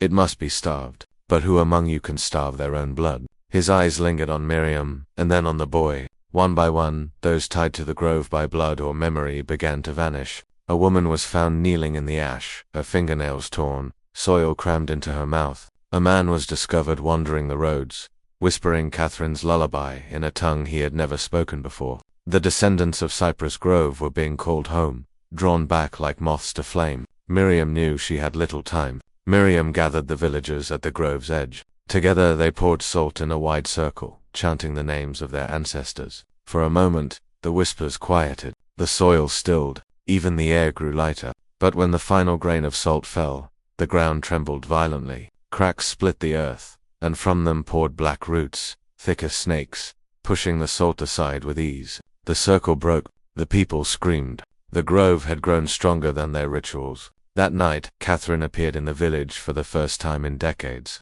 She walked between houses as though the streets belonged to her, her swollen belly glowing faintly, vines dragging behind her like the train of a wedding gown. Dogs howled, babies cried, windows shattered without touch. She did not speak. She only looked upon each home, her burning eyes promising that no roof, no door, no lock could keep her away. At dawn, Miriam returned to the grove with her uncle. They carried shovels, determined to see what lay beneath. With every strike of the spade, the soil bled. Thick, dark liquid poured from the ground, smelling of rust and rot. Her uncle fell to his knees, retching. Miriam pressed onward, hands shaking. At last, she uncovered what looked like a ribcage, larger than any human, fused with roots that pulsed like veins. The grove was not just alive, it was a body. As Miriam touched the root rib, voices rose from the soil.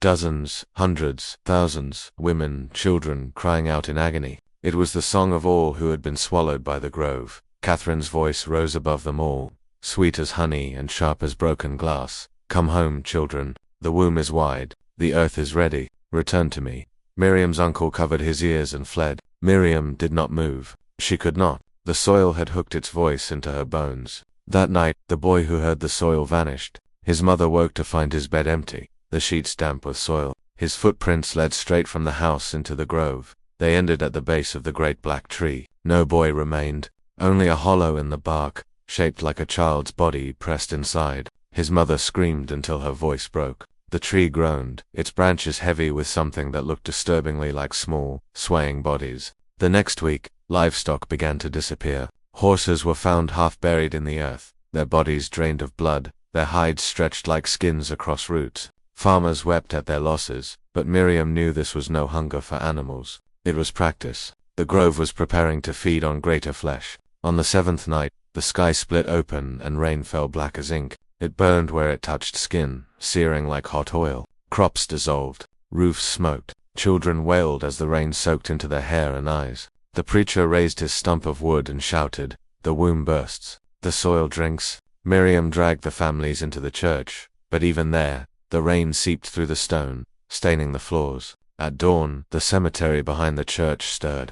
Graves split, bones clawed free, flesh dripping with soil. These were not spirits, they were bodies filled with roots, moving like marionettes. They stumbled toward the grove, pulled by unseen strings. Some villagers tried to stop them. They were trampled, strangled, devoured. Miriam watched in horror as her own mother, long buried, shuffled past with eyes full of soil, her mouth sewn shut with vines. Desperate, Miriam lit fire to her home, hoping flame would still destroy what soil could not. The blaze roared high, but the roots beneath her floor drank the fire like water. The flames bent inward, feeding the grove instead of consuming it. Her house collapsed into the earth with a sound like laughter. For 3 nights after, the village did not sleep. Catherine's lullaby poured endlessly from the grove, drifting through walls, sinking into dreams. Children clutched their ears. Men stuffed cloth into their mouths to block the sound. Still it wormed into their skulls. One by one, villagers wandered into the dark, humming softly,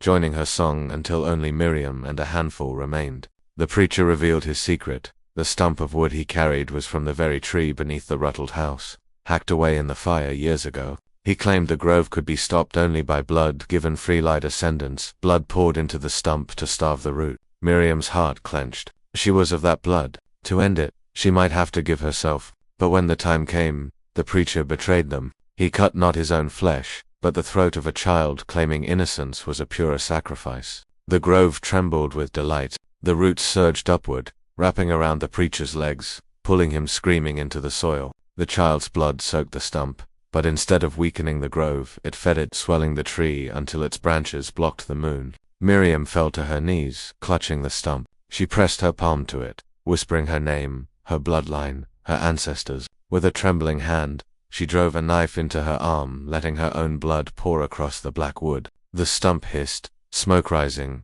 roots recoiling in agony. The ground shook violently, as though the grove itself screamed. Catherine appeared once more, her belly split wide, vines spilling. She staggered toward Miriam, eyes aflame. Miriam screamed a single word, "End."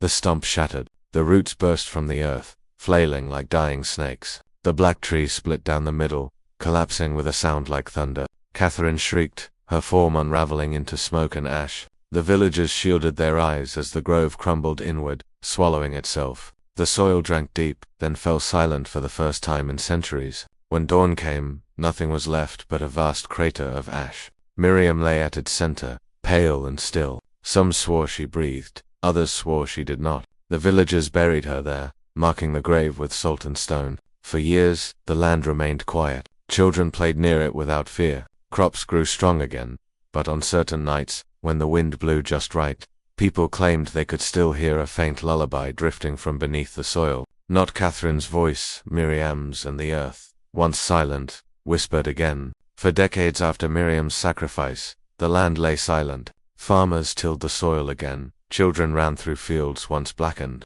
and the villagers spoke of Cypress Grove only in whispers. They believed the curse had been broken, buried with Miriam in the ash. Her name became a prayer, a shield against the dark. But the earth is patient. It does not forget. Roots buried deep do not die. They wait. Section 2. The stranger at dusk. One autumn evening, a stranger arrived in the village. He wore a long coat and carried no belongings, save for a walking stick carved with strange symbols. His accent was foreign, his smile unsettling. He asked not for food or shelter, but only directions to the site of the old grove. When told it was forbidden, he laughed.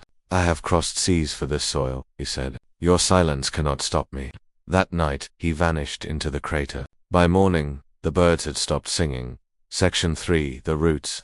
Stir again. Villagers noticed the earth trembling faintly underfoot, like a heartbeat deep below. Wells turned bitter, their water tasting of iron. Dogs barked endlessly at the crater, tails tucked between their legs. Farmers pulled up carrots twisted into shapes of hands, potatoes with faces pressed into their flesh. Old women spat into the fire and whispered, "The roots are waking." Miriam only lulled them to sleep. Section 4. The Stranger's Ritual. The stranger returned at dawn, his hands stained black, his coat heavy with soil. He stood in the square and spoke words no one understood. His voice carried like thunder, shaking shutters loose from houses. Then he lifted a jar glass filled with something that pulsed like a heart, glowing faintly red. "The grove is not gone," he proclaimed. "It breathes, it remembers, and it calls for blood."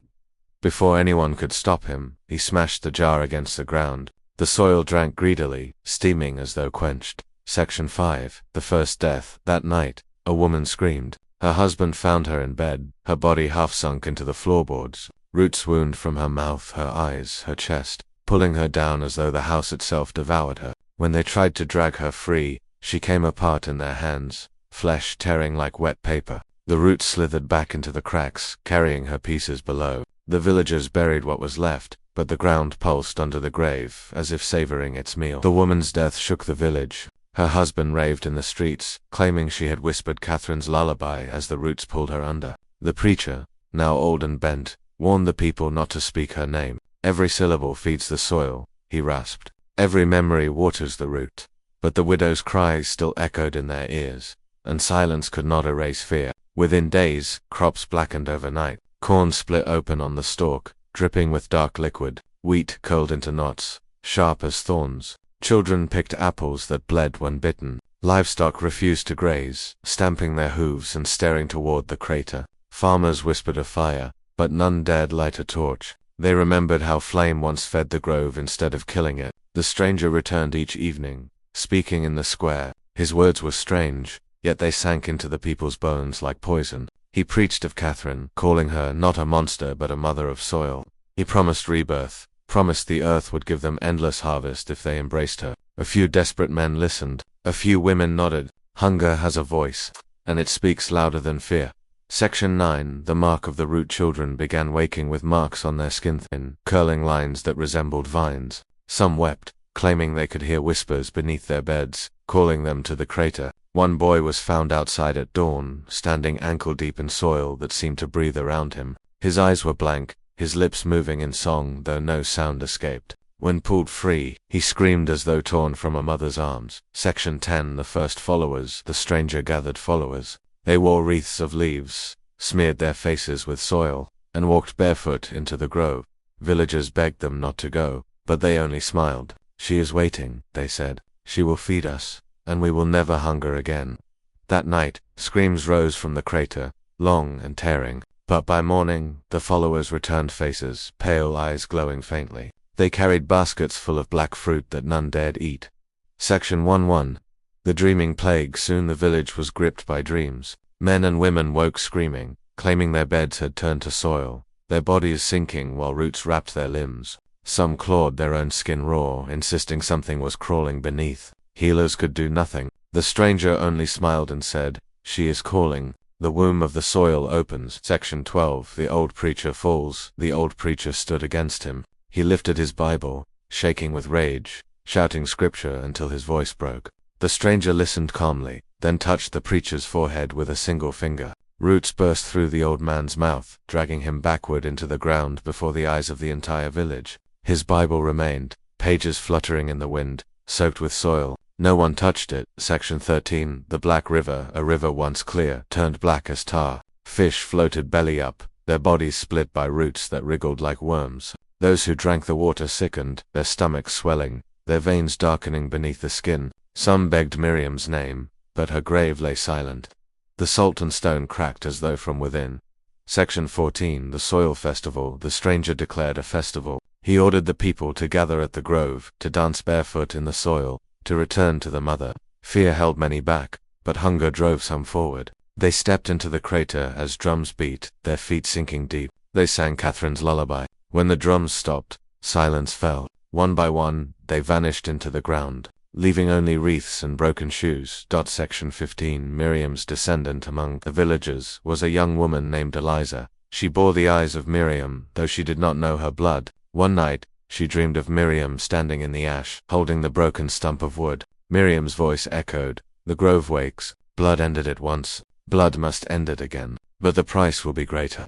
Eliza woke with soil under her fingernails and a bruise shaped like roots across her chest. Section 16. The stranger's revelation at last. The stranger revealed himself. He claimed to be of Ruttled blood, descended from Thomas who vanished decades before. He said the grove lived inside his line, that Catherine's seed had never died. "I am the heir," he cried, lifting his arms. "The grove is my flesh, and you are its children." The crowd, hungry and afraid, bowed, but Eliza felt bile rise in her throat. She knew he was not savior, but carrier. Section 17. The night of many mouths. That night, the soil opened across the fields. Mouths dozens, hundreds gaped in the earth, lined with teeth of bone, tongues of vine. They whispered names, calling villagers one by one. Some obeyed, walking willingly into the mouths, vanishing forever. Others fled, but the mouths laughed, soil shaking with hunger. Eliza watched from her window, tears streaming, as neighbors disappeared. Section 18. The roots in the sky. The next morning, roots burst upward into the sky, twisting into shapes like trees, like arms, like towers. They blotted out the sun, raining ash across the land. Birds dropped from the air, wings tangled in vines. The village lay in darkness, though it was midday. The stranger raised his hands, smiling as the roots wove above like a cathedral. "The womb opens," he said. "The new birth begins." Section 19. Elisa's vision. Elisa fell into a trance. She saw Catherine in the soil, belly forever swollen, vines crawling from her skin. She saw Miriam's sacrifice, blood poured on the stump. She saw herself, holding fire that did not burn, standing at the center of the grove. The vision seared her mind. Blood would not be enough this time. The grove must be consumed whole. Eliza sought the preacher's ruined Bible. Its pages were stained, but within she found a scrap of writing in Miriam's hand, hidden between leaves. "There is fire that does not feed the root. Fire born of ash, not of wood. Find it, and the womb will close." Eliza's hands shook. Ash fire, not flame, but memory, turned to cinder. The stranger revealed his final work. A child, born of soil, cradled in his arms. Its skin was bark, its eyes burning coal. The villagers gasped as the child cried, not like a human, but like the tearing of roots through stone. "The heir is born," the stranger declared. "Catherine's seed lives in flesh again." The villagers fell to their knees. Eliza felt her stomach twist in horror. Eliza returned to Miriam's grave. She scraped away the salt, gathered the ash in her hands. It burned cold, filling her with a strength not her own. The air shifted. She heard Miriam's voice once more. "Take it to the womb. Take it to the tree. Burn not with flame, but with memory." Elisa knew what she must do.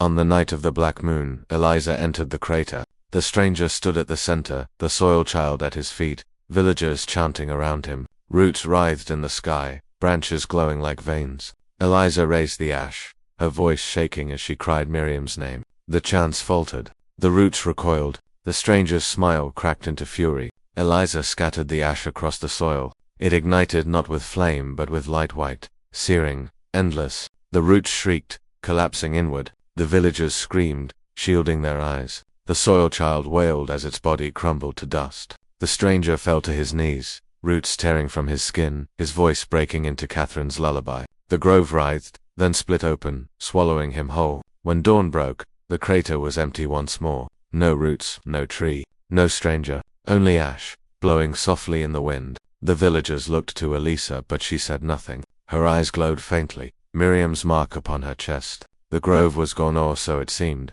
but the soil beneath her feet still trembled, faint and patient, as though remembering, and far away. Deep beneath the earth, a lullaby continued. Weeks passed after the grove collapsed. Villagers dared to hope the nightmare was finally over. Fields slowly healed, streams cleared, and the blackened roots shrank back into the earth. Yet silence lay heavy across the land, a silence too deep to be peace. Eliza walked the village every night, listening. Sometimes she swore she heard faint voices beneath the soil, like children whispering in the dark. A farmer plowing his field struck something hard. At first he thought it was stone, but when he dug it out, He found a small cradle carved of bone. Inside lay Ash, shaped faintly like a child's body. The farmer dropped it in terror. That night, his wife awoke to the sound of crying soft infant cries that came from under the floor. By morning, the couple was gone, their house standing empty, the cradle nowhere to be found. Children playing near the stream discovered small footprints in the mud. They were too tiny to belong to any living child, and they led not along the bank but into the water itself. When the children followed, they saw shapes beneath the current, small figures of Ash, standing still, watching. One boy reached down. The shapes reached back. He never surfaced again. Eliza could not rest. Every night, her dreams filled with the cries of infants, hundreds of them, buried in ash. They called her name, begged her to hold them. She woke sweating, her arms burning as though she had cradled fire. The villagers began to blame her. "You woke it again," they hissed. "You brought this curse back." Eliza said nothing, but inside she feared they were right. One midnight, the villagers gathered at the square after hearing strange music. From the edge of the fields came a procession. Dozens of small, grey figures shaped like children. Their eyes glowed faint red. Their mouths whispered Catherine's lullaby in broken tones. They marched silently through the square, leaving trails of ash with every step. At their head walked a taller figure, thin, pale, wearing the coat of the stranger who had vanished. His eyes burned like coals. He carried a cradle in his arms. The taller figure who carried the cradle walked with a strange grace, his steps too slow, too deliberate, as though each one was measured against the heartbeat of the earth itself. His face was not fully human anymore. The flesh around his mouth had cracked into dark fissures, from which fine grey dust drifted whenever he exhaled. The villagers stood frozen as he moved through them, their torches flickering, their breath held in fear. The children of ash followed in silence, their tiny forms swaying as though caught in a wind no one else could feel. When the figure stopped in the center of the square, he lowered the cradle onto the stones. A sound rose then, a chorus of infants crying, though no child lay inside. The crying did not stop. It echoed through the streets, bouncing off walls, burrowing into ears. Mothers clutched their children close, only to find their little ones staring blankly toward the cradle, eyes wide and unblinking, lips moving soundlessly as though singing along. The sound grew louder, higher, until it became unbearable. Then, as suddenly as it had begun, silence fell. The ash children turned their faces upward, mouths opening in unison, releasing a single breath that drifted into the night sky like smoke. It carried words no one could understand, yet every villager felt them deep inside. A command, a promise, a curse renewed. When the villagers raised their torches to banish the procession, the flames died at once. The fire did not gutter, did not dim it, was simply gone, erased. Darkness wrapped itself around the square like a cloak. The cradle glowed faintly in its place, pale red, casting shadows that shifted on their own. Eliza stepped forward against her will, her feet moving without command,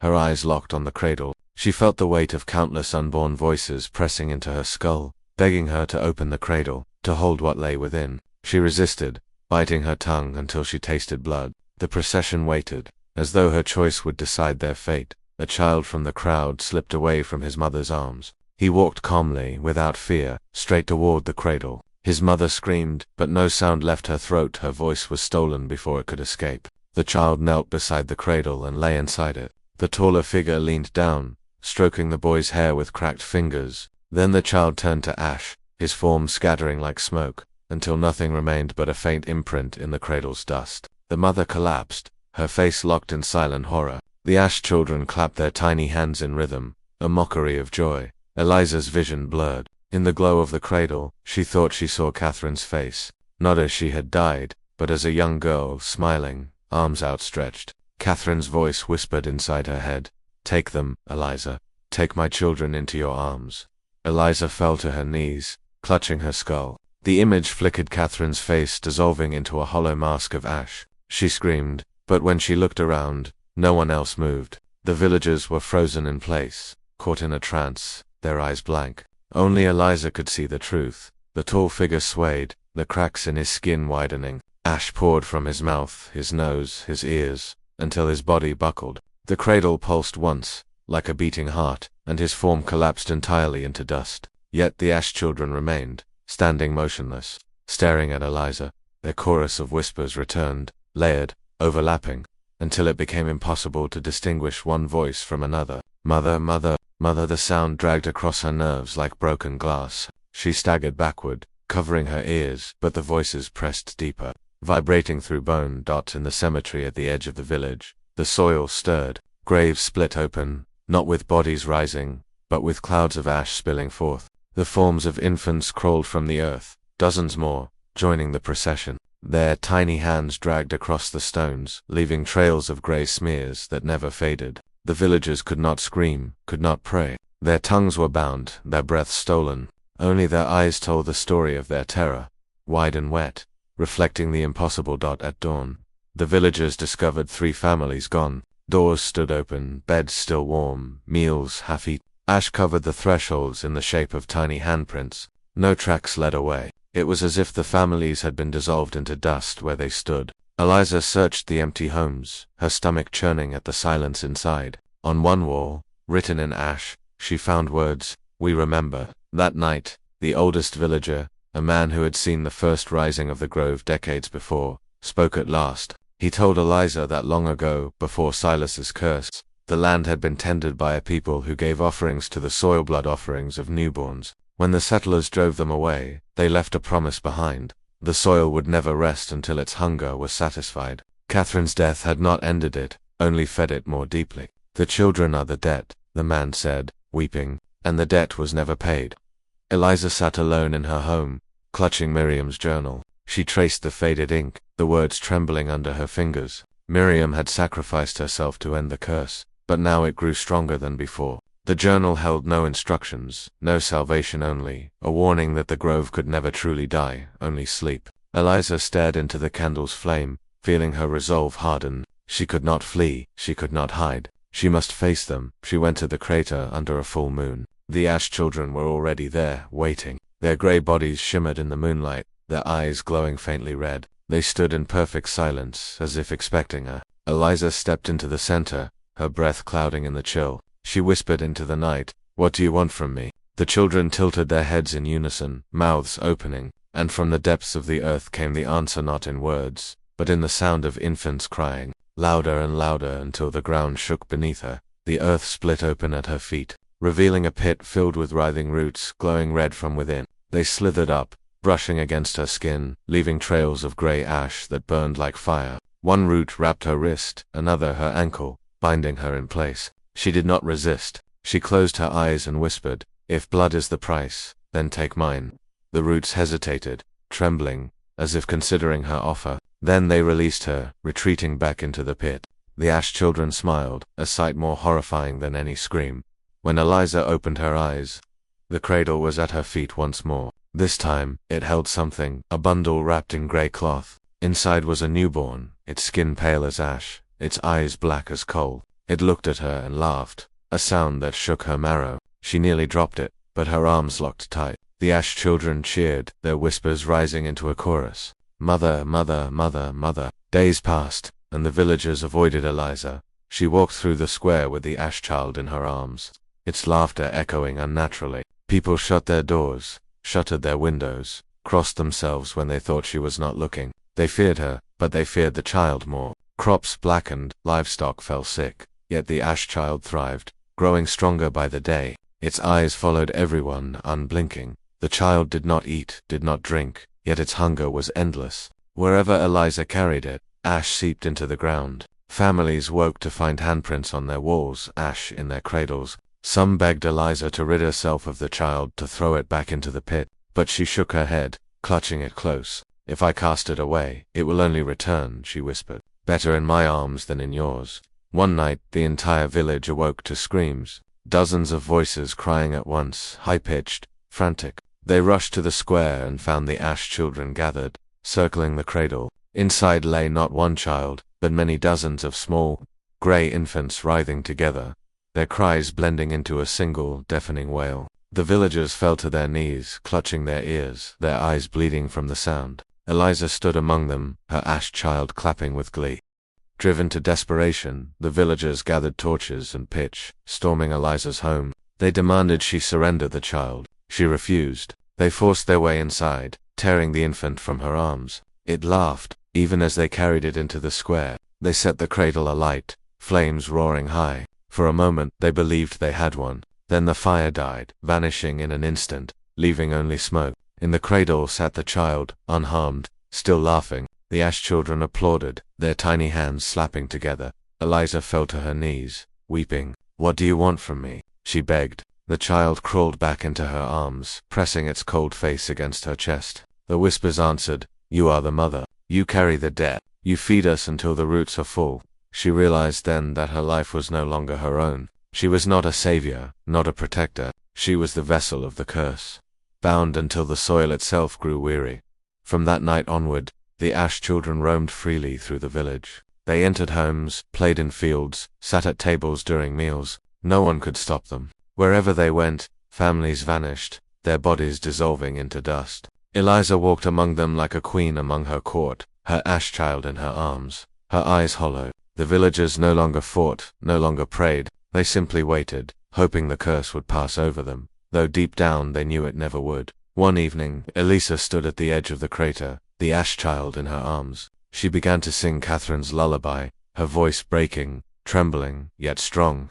The Ash children gathered around, swaying to the melody. The earth trembled, the crater glowed, and from deep below came the sound of roots shifting, groaning like the breath of some buried god. Eliza closed her eyes, singing until her throat bled. The Ash child laughed softly, pressing its tiny hand to her heart. When the song ended, silence fell over the land, but the silence was not peace. It was waiting. After the Ash children claimed the village, those who survived fled into the forest. They carried nothing but what their hands could hold, running by moonlight, never looking back. For days they wandered until they found themselves deep within a forest none remembered entering before. The trees were tall, their trunks pale as bone, their branches twisted into shapes like hands reaching for the sky. Here, they thought, perhaps the curse could not follow.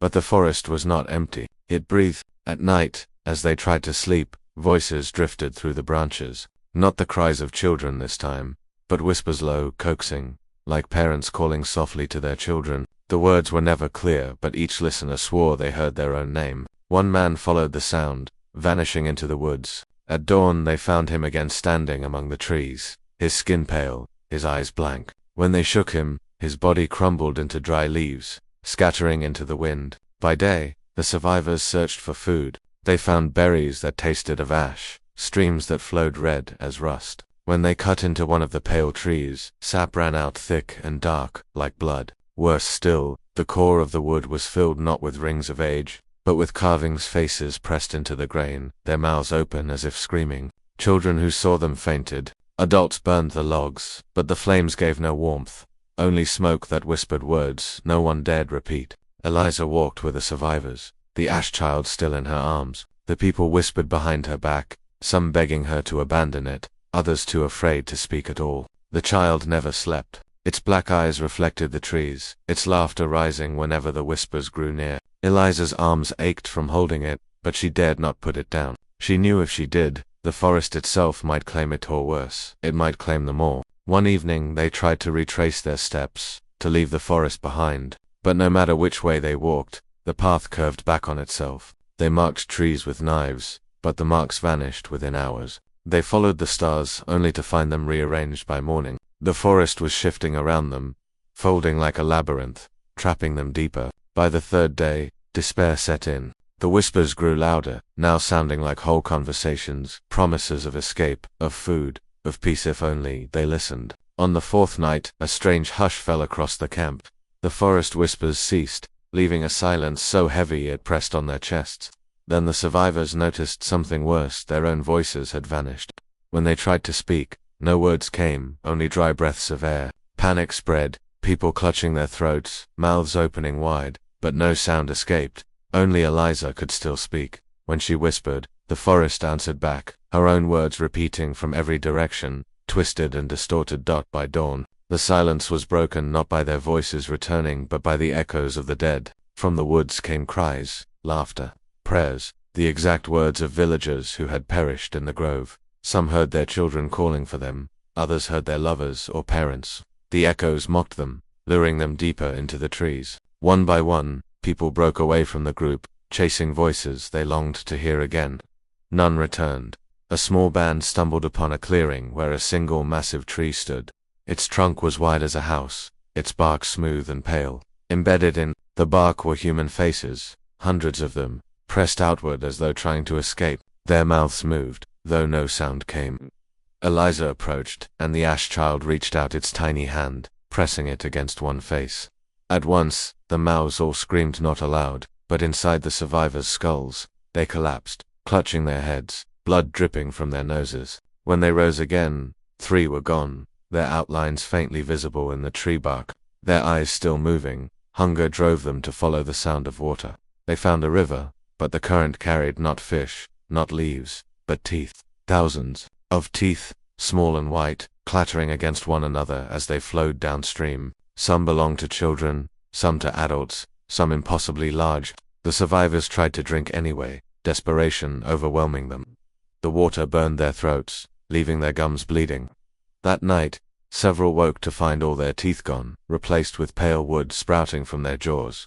As they pressed deeper into the woods, a figure began to follow them, tall, thin, with no face but a hollow where one should be. Its body was made of bark stretched tight over bones, its hands long and sharp. By day it lingered just out of sight, but by night it stood among them, silent, unmoving. When they tried to confront it, it melted back into the trees, becoming indistinguishable from the trunks. Yet every morning one survivor was missing, their bedroll empty, their belongings untouched. The whispers no longer came only from the trees. They began to crawl into the survivors' minds, shaping thoughts that were not their own. Some swore their dead loved ones walked beside them.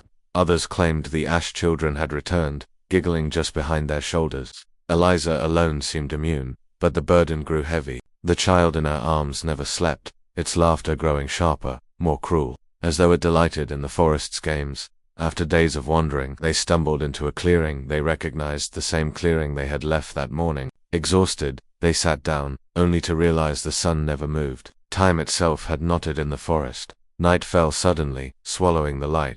The survivors held one another, whispering prayers with lips that made no sound.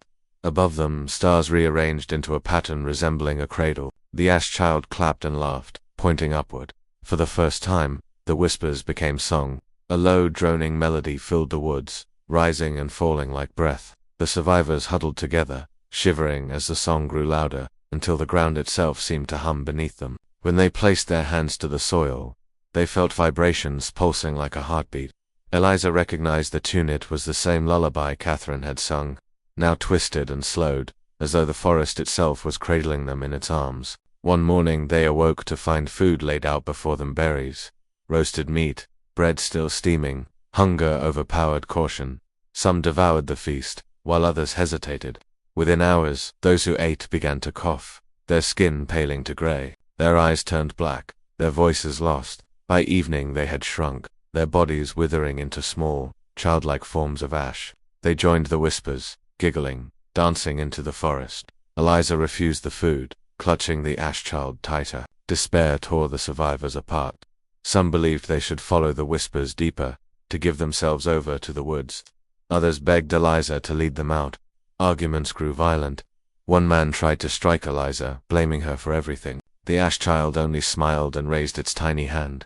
The man's arm withered instantly, crumbling to dust before their eyes. He screamed silently until his whole body dissolved. The others no longer dared to challenge her. That night the hollow man came closer than ever before. It stood just beyond the campfire, its hollow face glowing faintly with red light. Eliza rose, meeting its gaze, though it had no eyes. The ash child giggled and reached toward it, as if recognizing an old friend. The hollow man tilted its head, then turned and walked into the woods. The whispers followed, beckoning them to chase. Against all sense, the survivors followed. The hollow man led them to a cavern carved into the base of an enormous tree. The opening yawned wide, dark and wet, like a mouth. Inside, the air was thick with rot and whispers so loud they became deafening. Eliza stepped forward, feeling the roots writhe beneath her feet. The cavern pulsed as though alive, the walls shifting with every breath. In the center lay a pool of black water, glowing faintly red, filled with floating shapes that resembled infants. When the survivors peered into the pool, they saw not children but themselves. Their reflections wept, screamed, begged for release. Some fell into the water, clawing at their own faces. The pool swallowed them whole, leaving only ripples. Eliza gazed down and saw Catherine staring back at her, holding a newborn wrapped in ash. The vision whispered, "You were chosen, Eliza, carry us until the end." She staggered back, clutching the ash child, whose laughter now sounded like a scream. The hollow man pointed toward the cavern roof, where roots hung like nooses. The whispers grew into words at last. "Feed us. One more, one more." The survivors realized the truth. The forest demanded a sacrifice. If they refused, it would consume them all. Panic erupted, accusations flying silently in desperate gestures. Eyes turned to Eliza, then to the ash child. She shook her head violently, clutching it tighter. But deep inside, she feared the forest wanted the child most of all. Two survivors leaped at Eliza, wrenching the child from her arms. She screamed, her voice the only sound in the cavern. Others held her down as the traitors carried the infant to the pool. They raised it high, ready to cast it in, but before they could, the child opened its mouth. A sound poured out, a scream louder than thunder, sharper than glass. The two men exploded into ash where they stood, their bodies erased in an instant. The child floated gently back into Eliza's arms, unharmed. The forest grew angry. The cavern shook, roots lashing out, wrapping around survivors, dragging them screaming into the walls. Their bodies fused with the bark, faces pressed outward like those Eliza had seen before. The hollow man stood motionless, watching. Eliza ran, clutching the child, leading the last survivors out of the cavern as it collapsed behind them. The whispers followed, furious now, the lullaby turning into a howl of rage. They ran, but the forest no longer let them see the sky. The trees closed above, blotting out stars, blotting out the moon. It became night without end. Their torches gave no light. Their paths bent back upon themselves. The survivors stumbled blindly, collapsing from exhaustion. Eliza forced herself onward, whispering to the child, begging it to stay quiet, begging it to sleep. But it only laughed, its tiny hands clapping in joy. At last, Eliza fell to her knees, unable to go further. The child crawled from her arms, standing on its own for the first time. Its shadow stretched across the ground, far too large for its body, reaching into the trees. The whispers hushed. Watching, the child turned, touched Eliza's chest with its ashen hand, and burned a mark into her skin, the mark of a cradle. She screamed, collapsing. When she looked up, the child was gone, vanished into the woods. The whispers returned, louder than ever, wrapping around the survivors like chains. One by one, they fell, dragged into the trees, their bodies absorbed into the trunks. Eliza crawled alone, the mark burning on her chest, her breath shallow. She reached a clearing and collapsed in the dirt. The last thing she saw was the hollow man standing over her, silent, its hollow face leaning close. Then everything went dark. No one knows how long Eliza lay there. Some say she never left the woods, that her body became one of the pale trees, her face still faintly visible in the bark, lips moving in a silent lullaby. Others whisper she still wanders, carrying the ash child in her arms, forever seeking a way out of the forest. The woods remain, shifting, waiting. Travelers sometimes enter by mistake, following paths that were not there before. Few return. Those who do speak of voices calling their names, of trees with faces, of laughter in the dark. They call it the Whispering Woods, and they warn, once you hear your name in the branches, you are already theirs. When Eliza awoke, the world had changed. The forest was gone. She found herself in open fields stretching endlessly beneath a blood-red sky. The air smelled of iron, thick and suffocating, and the soil beneath her hands was damp as though freshly watered, not with rain, but with something darker. In the distance, she saw crops swaying in the wind, but the stalks were too tall, too crooked, and their tips glistened wet. Figures moved among the crops, bending low, cutting with sickles that gleamed sharp as bone. They wore masks made of stitched flesh, their bodies draped in cloaks dyed crimson. Eliza watched in horror as they filled baskets not with wheat, but with pieces of flesh, arms, legs, organs, all cut clean and piled high, as though it were nothing more than grain. The harvesters did not look up, did not speak. They worked tirelessly, their movements mechanical, as if bound to some endless ritual. Curiosity dragged Eliza closer. She saw one harvester open the soil with its sickle and bury a heart as though it were a seed. Another poured thick blood from a clay jar into the earth as water. The soil absorbed it eagerly, and within moments, sprouts burst forth, stems of sinew, leaves of skin, flowers blooming with teeth instead of petals. The harvesters nodded in silent approval, tending the garden of horror. Eliza staggered back, choking, unable to believe her eyes. A bell rang in the distance, low and thunderous. All the harvesters froze, then turned their heads toward the sound. Eliza followed their gaze and saw a great tower rising from the field's center. built from bones stacked upon bones. At its peak hung a massive bell, red as rust, swaying though no hand touched it. The sound rolled across the land, and the crops bent as though bowing in prayer. The harvesters rose, carrying their baskets,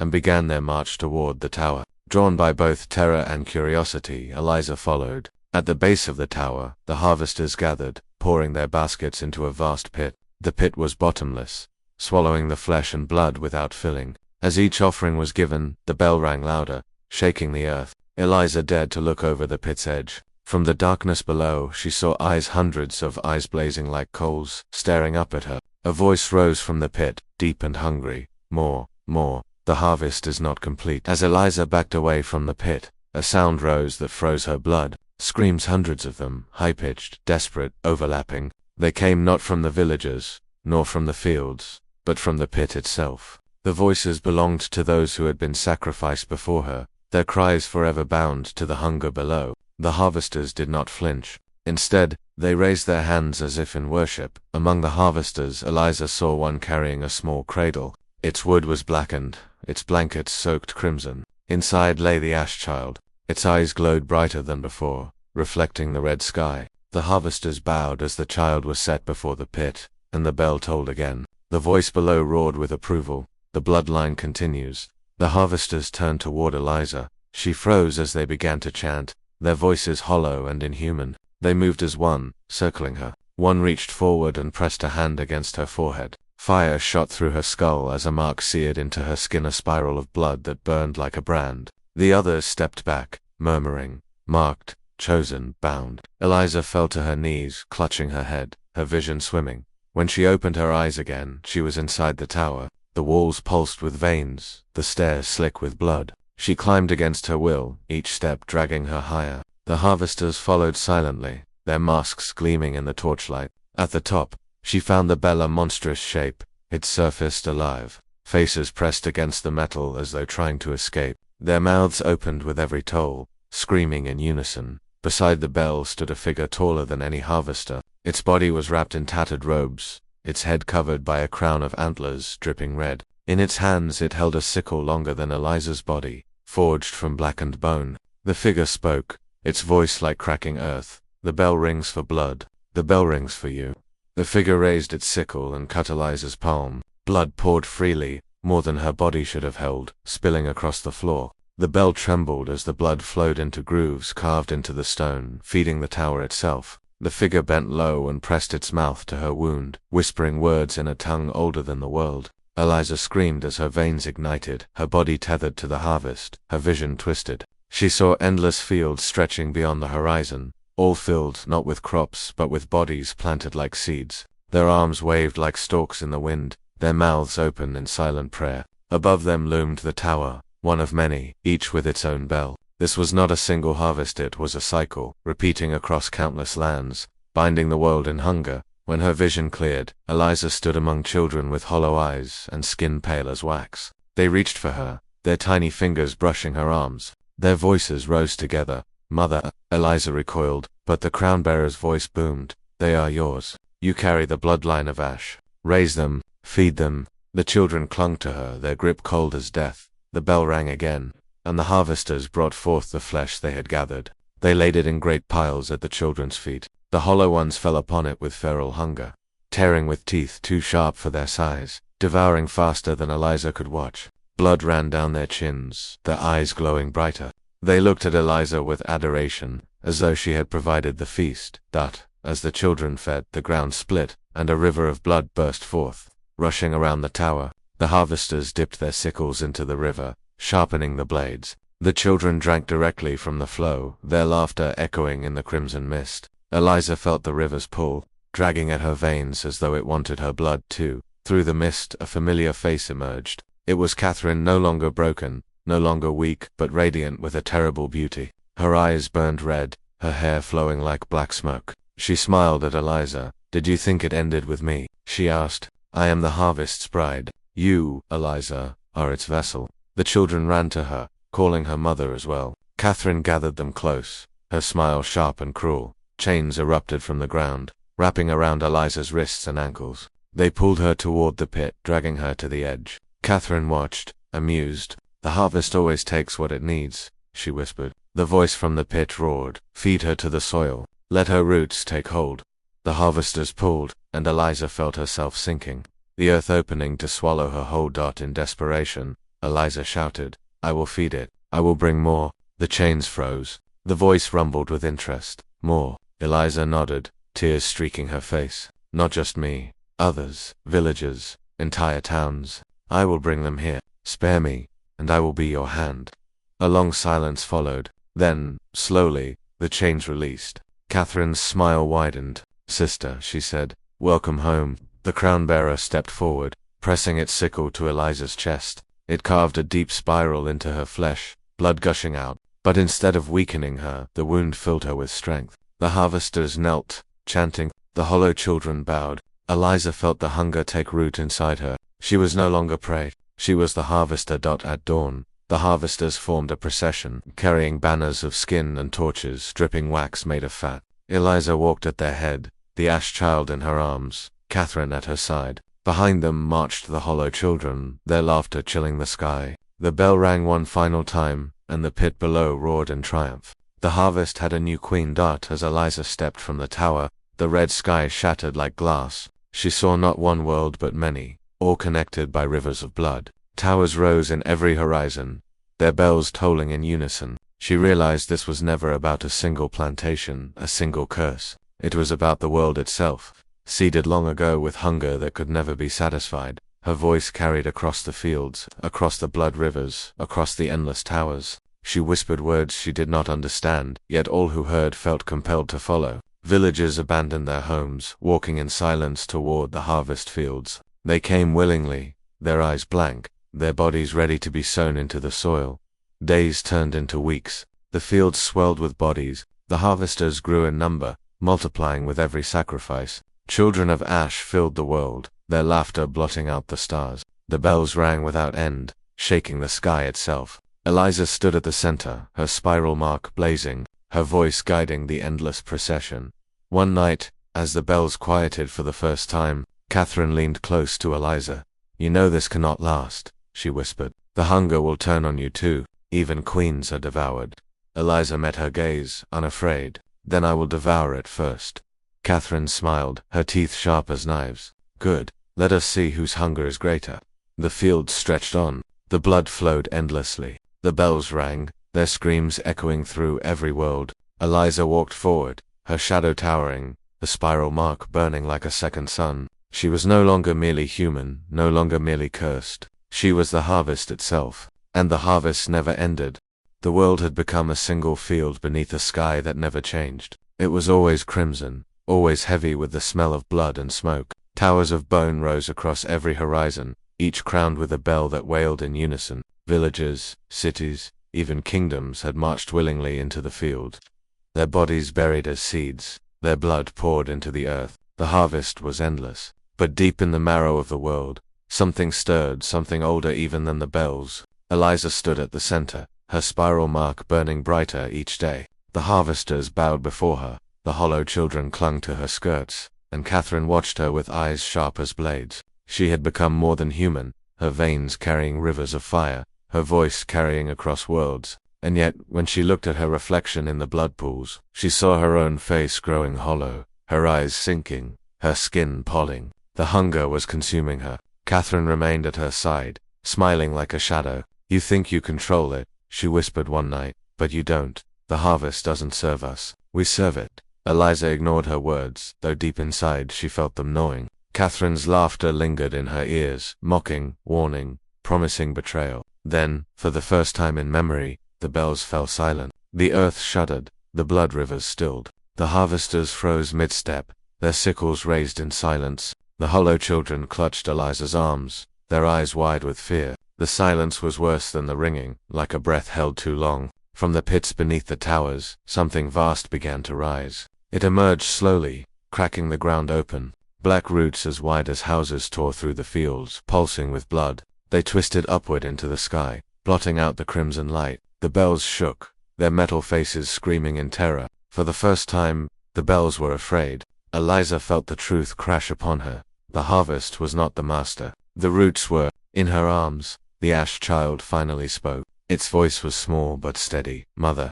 it is awake." Eliza nearly dropped it. The child had never spoken before. Its eyes, black as the void, stared at her without blinking. The roots hunger for more than flesh. They hunger for the bells themselves. If they eat the bells, the world ends. Catherine clapped her hands softly, almost delighted. So this is the truth. The bells were never gods, they were food, and we have been feeding the roots all this time. She turned to Eliza. "Well, sister, what now? Do we fight it, or do we kneel and let it swallow us too?" Eliza stood frozen. She had been queen of the harvest, but this was older, hungrier, unstoppable. She felt the spiral burn on her chest, pulsing like a second heart. She realized then the spiral was not a gift. It was a leash. She was tied to the roots, her body nothing more than another vessel of hunger. The harvesters began to move again, but not toward Eliza. They turned their faces to the roots, kneeling in worship. They carried their sickles to their own throats, cutting themselves open one by one. Blood poured like rain into the soil, and the roots drank greedily, growing taller, darker, more alive. The hollow children screamed, clutching at Eliza. The hollow children turned violent. They bit at the harvesters, tore at their masks, ripped their bodies apart with teeth and nails. Blood sprayed across the fields, but it did not stop the roots. They only grew faster, thicker, reaching toward the towers. One root wrapped around a bell, crushing it. The bell screamed once, then fell silent forever. One by one, the towers toppled. Bells shattered on the ground, their faces breaking, their screams ending. With each broken bell, the sky darkened, turning black as ink. Stars blinked out, swallowed by the spreading void. The ground shook with every collapse, the world unraveling. As the chaos raged, Catherine turned to Eliza. "You can't stop it," she said, "but I can join it." Before Eliza could move, Catherine stepped into the river of blood. The roots wrapped around her, pulling her into their embrace. She did not scream, she laughed, her voice echoing as she vanished into the black vines. The spiral on Eliza's chest burned hotter, pulling her toward the roots. She fell to her knees, gasping, her body aflame. The ash child in her arms cried, its body turning to smoke. "Mother," it whispered, "you must choose. Kill the roots or feed them. There is no third path." From the shadows, the crown-bearer appeared again, holding its massive sickle. It knelt before Eliza, offering the weapon. "Cut or kneel," it rasped, "queen or seed." Eliza gripped the sickle, its edge burning her palms, her blood sizzling on the blade. She rose, her body shaking, the spiral blazing like fire. The roots spoke then, with a voice deeper than the earth itself. "You cannot kill us. We are the soil, the hunger, the end. Strike if you dare, but know you strike yourself." Eliza raised the sickle, tears streaming down her face. She knew it was true. The roots were inside her. To kill them was to kill herself. The ash child touched her cheek. "You were never meant to be queen. You were meant to end it." Its small body crumbled in her arms, dissolving into ash that blew into the wind. Eliza screamed, lifting the sickle high. She swung the blade at the nearest root. It screamed, the sound of mountains breaking, the soil splitting. Black ichor poured forth, burning her skin, searing her veins. She fell to her knees but swung again and again, each strike tearing at her own body as much as the roots. The surviving bells, cracked and broken, began to toll one last time. Their voices merged, not in hunger but in defiance. They lent their strength to Eliza's arm, guiding her strokes. The roots writhed, shrieking, their power faltering. From within the roots, Catherine's voice rose. "Sister, don't do this. We can rule together. The roots love us." Her voice turned to screams as Eliza swung the sickle through the largest vine, severing it in half. The root exploded, taking Catherine's voice with it. The fields split open, rivers of blood flooding into the void. Towers crumbled, bells shattered. The sky tore apart, revealing not stars but endless nothing. Eliza stood alone, the sickle burning in her hands, her body crumbling piece by piece.